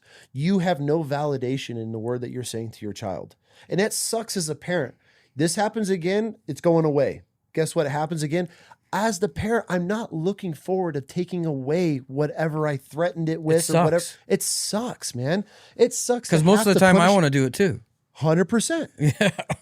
I want to go bowling. But those are those life lessons that I told you. These are the rules. These are my standards. We're not crazy. It's not some dictatorship in this house. But hey, a perfect example. Hey, I want you home at 10 o'clock. You come home at 10:15. It's only 15 minutes. But what time did I say? Right. That means you weren't paying attention. You weren't time managing. And you didn't keep track of time for the one rule that I have. Right. Guess what? Now your time is 9:30. And then that time sticks. But absolutely not. And if they were to call you and tell you, you'd probably be cool with it. Every single time. Hey, Dad. Oh my God, it's so much fun. Can I just have extra? Yeah, kid. Absolutely. Have I ever said no? Maybe there's a couple times I may have said no. But that was just the absolute no, because every time I say yes, but she needs to know that feeling. And then I want her to be like, but the process, well, why did Dad say no? Hey, you know, it's a school night. Why don't we get to bed early tonight? Yeah. You've been running hard for a few days. Let's let our bodies rest. There's your answer, what you needed to know. But that goes down to the simple, this was my time. Now it's disrespectful. Right. You weren't paying attention. You lost track of time. And I get it. It's not going to be a huge deal, but hey, what time did I say? 10 o'clock? Well, what time is it? Well, it's 10:15. Now your time is 9:30 because if you can't make 10 o'clock, maybe we can make 9:30. But then after times it's 9:30 that she's hitting them all. Hey, you know what? Thanks for proving that we learned our lesson. I'm not going to say it like this, but in my mind, hey, she's learned. Hey, you know what? Back to 10 o'clock. And guess what? I get the notification. 9:58. Bring. And that's teaching her time management. Sure. In the back of her head, I got to be home at this time. I need to be on the road by this time. I'm 35, 40 minutes from home. Okay. Oh, then that's when she calls. Dad, hey, I'm 35 minutes away. Can I leave at 10 o'clock? Absolutely, kid. Yeah. Just be safe. But that's how you have to have that give take. Right. She has the ability or the confidence to call me. She knows, Dad, can I, because I never say no. And you know, but I just said, there's a couple of times where it's just, I want them to know, no, you're not going to get it every time. Right. But that's one of those things of being a parent, of running your house fair and just being just. If I say something, that's it. You might not understand it now, but there's going to be a time I need you here now. And sometimes I just want to see you. And that needs to be okay. And that 100%. But it could be, hey, you need to get to this location now. And this isn't, okay, yeah. And then she's bullshitting. She knows my dad said I need to be here now. That means I need to be here now because what he says matters. Right. And it's almost training your kids for the future. If there ever was a problem, there's ever something I need them to listen to, they're never going to hesitate because they know how we've been raised. They know that I'm fair. I'm just. I'm not going to just be an asshole just to be an asshole. But hey, I gave you these guidelines and you couldn't follow them. I want my kids to follow those guidelines and that's going to help with life. And so, but that's where these parents are like, well, I told you to be home at 10 and it was 11:30. I'll do better next time, Mom. Well, there's not going to be a next time. Because guess what? That phone you have is mine. The car you have is mine. Everything is mine. If you're not going to respect everything that I allow you to use, that all goes away. Right. I had a player tell his mom before a game, fuck you. Oh, done. And I told her, I said, he's not playing. This is what he loves the most. He's not playing today. Yep. We were down at a tournament. And she goes, okay. So we played the first game. And before the second game, she goes, you think he could go in for 2 at-bats and like a couple innings? Because I don't have anything to put on Facebook from the weekend. That's her priority. I looked at her like this. I was like, are you serious? is this a joke? And she's like looking around all nervous. I was like, you're joking. Please tell me you're kidding. This is a joke. And she's not even registering what she's saying. And she's like, oh, yeah. I'm like, no, he's not playing today. He's not playing today. I'm sorry. You're not posting on your Facebook. And I'm like, am I punishing two people right now? Why don't you just post about the team? Why don't you just not post? Why don't you check in? For sure. But like, it's that important. It has to be her kid. Kid's Why been aren't you living off of supporting the donuts team? and Swedish fish and pool time. Of course she's going to say, fuck you. Yeah. Right? Yeah. Like, if my kid said that, I would have probably put him in the truck and we'd have been just going home. Oh. I would have been like, I don't even know. I don't even know what I would do. I don't either. I don't think my mom, my wife and I have ever been put in that situation. No. Because of the respect that we've raised our kids with, of having those open conversations, having that relationship and dialogue with your kids that they're never going to disrespect you. That's where it comes down to, just being an intentional parent. Who you are as a dad, and last night seeing how your boys are, telling the wife, came in and I was like, yeah, he brought his son. She's like, how are they? It's like, dude, they can hold a full conversation. They sat there at the table the whole entire night. Oh, Waylon was intrigued the whole time. But the fact that those kids are able to do that. Willie's thinking about golf. That's perfect. Hey, it could be worse. Yeah. Right? Yeah. But no, it's just like you said, the distractions. It's like, are we just pumping out kids to say that we have them and post them online? Right? Because like, to me, it's like war. If you think about what it means to be a dad and a father, and 100% a war. This old man gave me this advice, and we were at church one day and he comes up to me, he goes, hey, your boys act pretty good. One piece of advice I'd give you, don't hit them, but make sure they know you might. Absolutely. I was like, okay. I was like, he's like, young men need to know that, right? Because I tell my boys, in the real world, you say certain things and you do certain actions. It's kind of faded now, but like when I was in high school, you expect to be punched. You expect to be hit. You expect to be grabbed. If you cross a line, and as a young man between the ages of 12 and 18, you're figuring out what that line is, and you're going to get punched, and you're going to get hit, and you're going to do the punching, and you're going to do the hitting. But by the time you're about 20, you should know.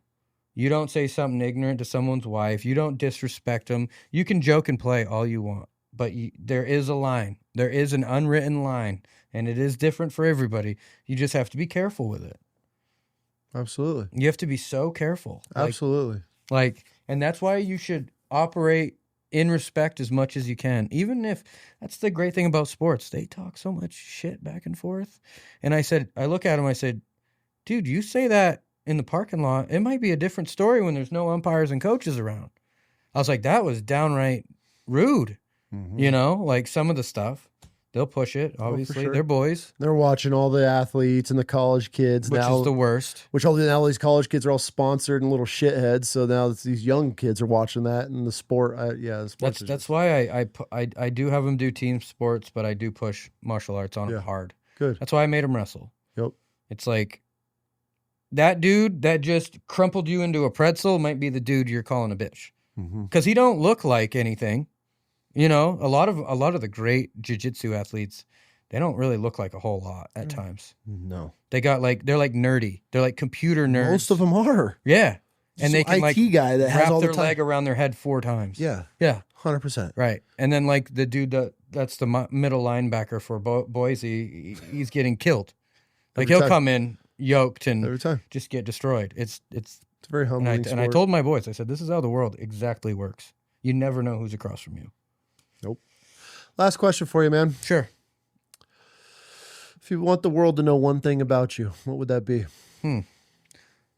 One thing about me would be I am working on it every single day. That's it. It's not perfect. Still screw up a lot, but I mentally, in my mind, in my heart, every day, I'm working on what does this walk with Jesus truly look like? Because it's not what a lot of the church sells, and it's not what I would say religion is. I have a lot of people I talk to, and it is about what is that text saying to you in your heart, and that is okay. It is okay that it's not the same as everybody else all of the time.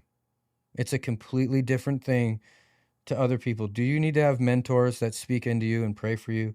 100%, I believe it. But it is this Christianity thing in the United States. It's not what it is in other countries. It's so pretty here that it's disgusting, you know. And it's not that. Like the battle is ugly, and it's gross, and it's okay. And I think it's okay to say what we struggle with, even with how gross it is, and you can still believe in God. You know, I had this conversation with a man the other day about praying. He said he doesn't believe, and I said, there kind of has to be a God, right? And he's like, well, yeah, someone had to create everything. I said, okay, well, if there is a God and he is all powerful, your words should be heard by him. And if praying is the way that he hears your words, even if you didn't believe, wouldn't it be worth your time to just ask him every single day to just help you? Because I don't think you can get through this life without saying that there's something in control of it. And I tell everybody, I became a believer when I asked, and then he gave me gifts that I cannot explain. And I'm just like, how else do you explain it? Do you explain it by happenstance? Just shit happens for. It's a miracle. It's a miracle, bro. Especially the bad shit. When I look back on the bad shit, like, a guy asked me the other day, like, reflecting on all this, you know, what do you think? If you could bring your brother back, would you? I said, I can't. I want to have my kids. I want to have my wife. I want to have my life. I would never ask for a second for it to change. I would, and I pray for that. My parents and my sister and everybody that's around me would kind of understand that too.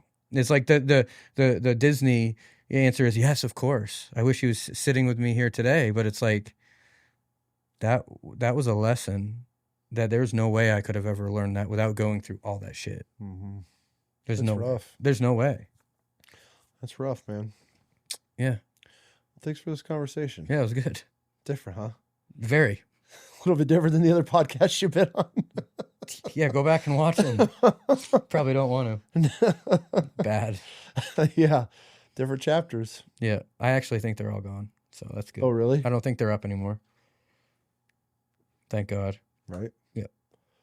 Well, man, I appreciate you. Yeah. Thanks for this conversation. Thank you, too. I'm really happy that your family made it back together. I don't think mine stand a chance, unfortunately. I think but the damage is done. I think a lot of it comes from my mom and just who she is and who she's become. And my sister's just next in line, so I can't. It's not like I could reach in, but nobody talks in my family. That's why. Do you think they've seen the change in your heart? They never will. I've always been the black sheep. I've always been the piece of shit to them. Interesting. Yeah. But they must see your life. No. Not online? They don't watch anything, dude. No. They've never bought a single loaf of bread from my daughter. Grandparents, right? They have no problem posting all the other ones on all the how great everybody is and how great their life is. They've never ordered a single loaf of bread from my daughter to support her. I bought them both brand new iPhones and a truck just to be able to see their other grandkids in town, to be able to FaceTime my kids. They'll call the other grandkids. They'll never even call my own kids. They never even call me. I'm paying their phone bills, brand new phones. Yeah, it's just for the opportunity. It's what you need to do. It's what you need to go through to bury the curse, unfortunately. And then the hard part is, and I'll be praying for this for you too, that can heal in you, even if they don't. Honestly, yeah. Well, I appreciate that. And where I'm at in my life is just, it sucks, dude. I wish I had a relationship with my dad. Yeah. I feel my dad's he's lost his way, and I don't want to call him a coward. I just hope that doesn't affect your relationship with God. Oh, absolutely not. This is what's sad about it, is my relationship that I have now with God, with my family, with my wife, is the greatest it's ever been. It could always be better with God, right? I'm not going to say I'm some perfect Christian.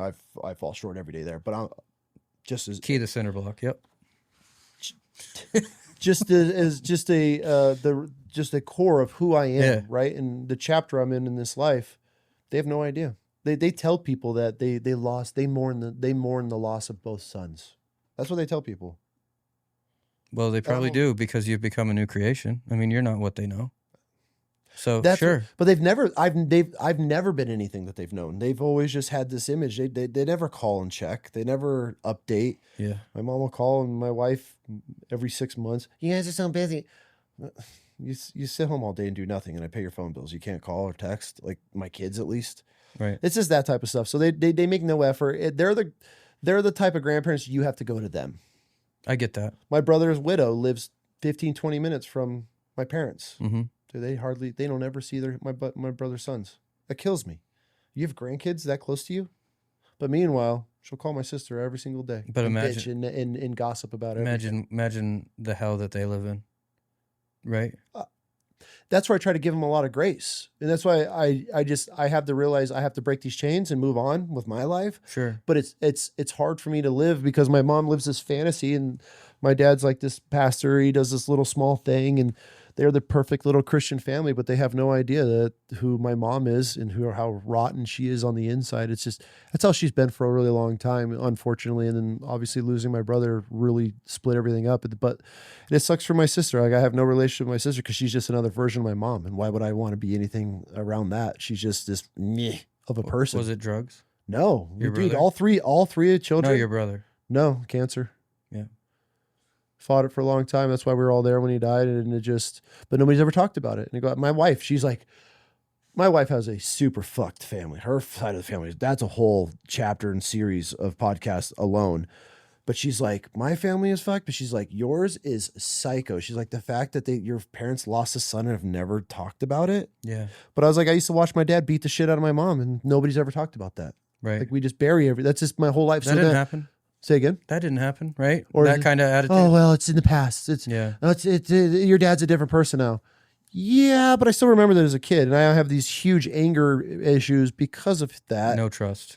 No safety. Yeah. Yeah. So it's one of those things. And so my wife's like, fuck no, your family's psychotic by not talking about it. Yes. And she's like, that's why we're going to talk about these things. Yes. And that's why. So she pulls that out in me. And dude, we're able to talk about things. But I'm like, I'm over here thinking, dude. So you're the first one in your family that can talk about stuff like that. Everything. That's wonderful. Everything. It feels incredible too. Yeah. I could talk about it with my kids. Right. My kids know everything that's going on in my life. I don't have to hide things. I don't have to live some life to where they don't know what's going on. I don't know, dude. It's very fascinating. I feel really bad. I have peace in my life. Would I want a relationship with my mom? I haven't had a relationship with my mom since I was a teenager. We've been at it. And so I think that was a huge reason of joining the military. I had to get out of there. I just couldn't do it anymore. And we've never fixed it. Every time I'd go home on vacation, we'd have giant blow up fights where we're cussing each other out. And I told my mom I hated her years ago. It was so bad. Dude, my brother's widow brought this up actually not too. Oh, and that's another thing. My parents hate the fact that my brother's wife, his widow, and I have a relationship now. The whole family's falling apart. Her and I have feuded our whole entire lives. Sure. Then my brother dies and it brings her and I closer together and my whole family falls apart. So that drives my mom nuts, knowing that I have a relationship with my brother's sons and his wife because she was the wedge that was driven between my brother and I. And it's weird because some people want those feuds to go on forever. That's my mom. Yeah. Now that and in comms with my brother's widow, we talk about incidences and we get both sides. We're like, the common denominator every single time is my mom. Yeah. Of the games, the drama, the shit talking. But this isn't, and I've called her out before. I'm like, Mom, you're gossiping. You want to call me out on every sin that I do. I'm like, you're gossiping about people in your congregation. It's just a conversation with your father, my husband. This is private conversation, it's not gossiping. I'm like, you're gossiping. Like, you're still talking about people. And she's done that her whole entire life. And I think that's a huge reason why most people don't ever want to be around them, because that's all it is. That's why most people don't want to go to church. 100%. I hate to say this, but my parents are the epitome of everything that I would not want to be around in a church. You know how many men's groups I got kicked out of? That's why I don't do men's groups. That's why I started my own private community. Yeah. The last one, they were gossiping about like a man and a woman going through a divorce because she was unfaithful, right? And they were like talking about they can't be members because of this and all this shit. But meanwhile, they're going home jerking off the porn. Not that. I go, okay, So in the Bible, from my understanding, I know I'm new to this, right? All sin is created equal, right? Mm-hmm. And they're like, yeah, 100%. I go, you're 350 pounds. Yeah, you're a glutton. And he goes, what? And I go, you're wearing your sin on your body. At least they can say everything's good. Mm-hmm. Is this no different? Well, that's just not something, that's just downright rude. Mm-hmm. I'm like, I think what you're talking about, these people behind their backs, that's rude. Yeah, theatric Christians. Yeah. The theatrical Christian, everything's perfect until you can point the finger at somebody. Yeah. That's why I have such a huge problem with Christians, is because I can't relate to a lot of them because they want to gossip and they want to bitch about everybody else. But I'm like, dude, you just sit here talking about how you're sneaking off and watching porn while your wife's cooking dinner, or you're doing drugs, or you're chasing whatever. Or I'm watching you like check out a 17-year-old girl. Like don't get me wrong. Don't get me started on that Don't shit. get me wrong. Every once in a while I'll be like, oh God, to be honest, I'm like, why does she have to wear that? Oh, for That's sure. how I get. Like, For sure. Like I don't even go to the gym anymore. Dude, wait until your daughters start getting looked at. Well, I tell my sons and my daughter, I'm like, watch this. Watch this. He's going to watch this. You don't want to be looked at like that. Mm-hmm. I tell them all the time, watch these guys turn around when we walk by them. They'll all be looking. Yeah. And I told I had that conversation with my wife. I'm like, I'm going to be really blunt with you. If you wear that shit to the gym, those dudes are going to try to sneak a picture and they're going to be jerking off through it tonight. She's like, no way, blah, blah, blah. And I'm like, Lindsay, I know guys. I know what they do. I know how this all works. It's like, I don't want guys lusting over my wife. Like I just... It shouldn't have to though. No, I know. You know? But that's... But wait till your 16, 17-year-old daughter's walking in front of you in the airport and you see all these dudes just... And then the way they position themselves so they can walk by and already be looking. Yeah. That'll change everything. I hate it. I already hate it. But meanwhile, that's that Christian dude. He's at church every Sunday. Yeah. Right? But he's judging me for my he's sins. he's wearing the he is risen shirt or whatever, you know, like as you stare at this young girl walking by. Right. Or you're in the gym. I see you at Rock Harbor. Oh, you just stared at this teenage girl the whole entire time. But I see that dude every week at Rock Harbor. Right. And You're it's not judge me. It's not that look where you're like, oh, I think I recognize her. It's like, you know, you could tell. There's one thing to look. Right. One time. Yeah. I scan, dude, my line of work where I've come, my history, I'm scanning everything. Oh, sure. You should know. Okay, I know that girl and what she's wearing this bright blue and her asshole's hanging out. And okay, I don't need to constantly be, but then you start watching. I know where she is, but I can watch everybody else in the same thing. Yeah. Yeah. And but then I talk about my sins. Yeah. Lust being my sin. Sure, 100%. But then you're going to judge me for that? Yeah. Let's that's why I want to be like, hey, let's lay our sins out on the table. Let's see yours. Let's see your search browser history. Sure. Why don't you show that up? 100%. But you're going to judge me. That's my problem with Christians, man. That's why that's everyone's problem with them. That's everyone's problem. Yeah. You know, it's like, why can't we just be real and accept that we're all sinners? Talk about it. How do you get better? How do you fix your problems when you're judging everybody else's for theirs? So I started bringing these people to this church, right? Dude, this guy, I've been trying to go to church for a minute, right? He literally ashes a blunt out, parks in the handicap parking spot. What type of people? And rolls in, dude. And you should have seen the looks. And people start talking. And these guys that are in the Bible study, I go, is this not a hospital for the sick? What are you guys doing just not greeting this man? He's showing you openly where his wounds are laying, right? To me, that's more vulnerable than him wearing a suit, wearing Axe body spray, getting deodorant on. He's like, I'm broken. I just smoked a bunch of weed. He's probably hungover, but he's with his hands open saying, I need something. I'm like, that takes balls in my book, you know, not showing up looking pretty and then. Cool. Then going home and going right back to what you were doing. Right. Right. And then the other side of it is this poverty mindset that you need to be poor to be a good Christian. That's the other part that drives me insane. Right? Like it's like virtue signaling. Like I don't chase. That's a really tough one because my wife, we don't go back and forth with it, but she's just like, money doesn't mean anything. And I'm like, I understand that. Like, I don't want to chase money, but I also don't want to just live in this level where we're at. And then it's like, but how do you find that balance to get you out of the next tax bracket or into the next tax bracket without idolizing the dollar and putting it before Jesus? Yeah, but read the parable, like read about the talents, right? Like some people are only one and some people are 5, right? You're given gifts. If you're given a gift and you're supposed to be doing something, like you shouldn't be burying it, right? There's the parable of the talents, and then there's the tenants, right? Right? You familiar with that No. scripture? So basically, the master gives one guy 1, one guy 3, one guy 5.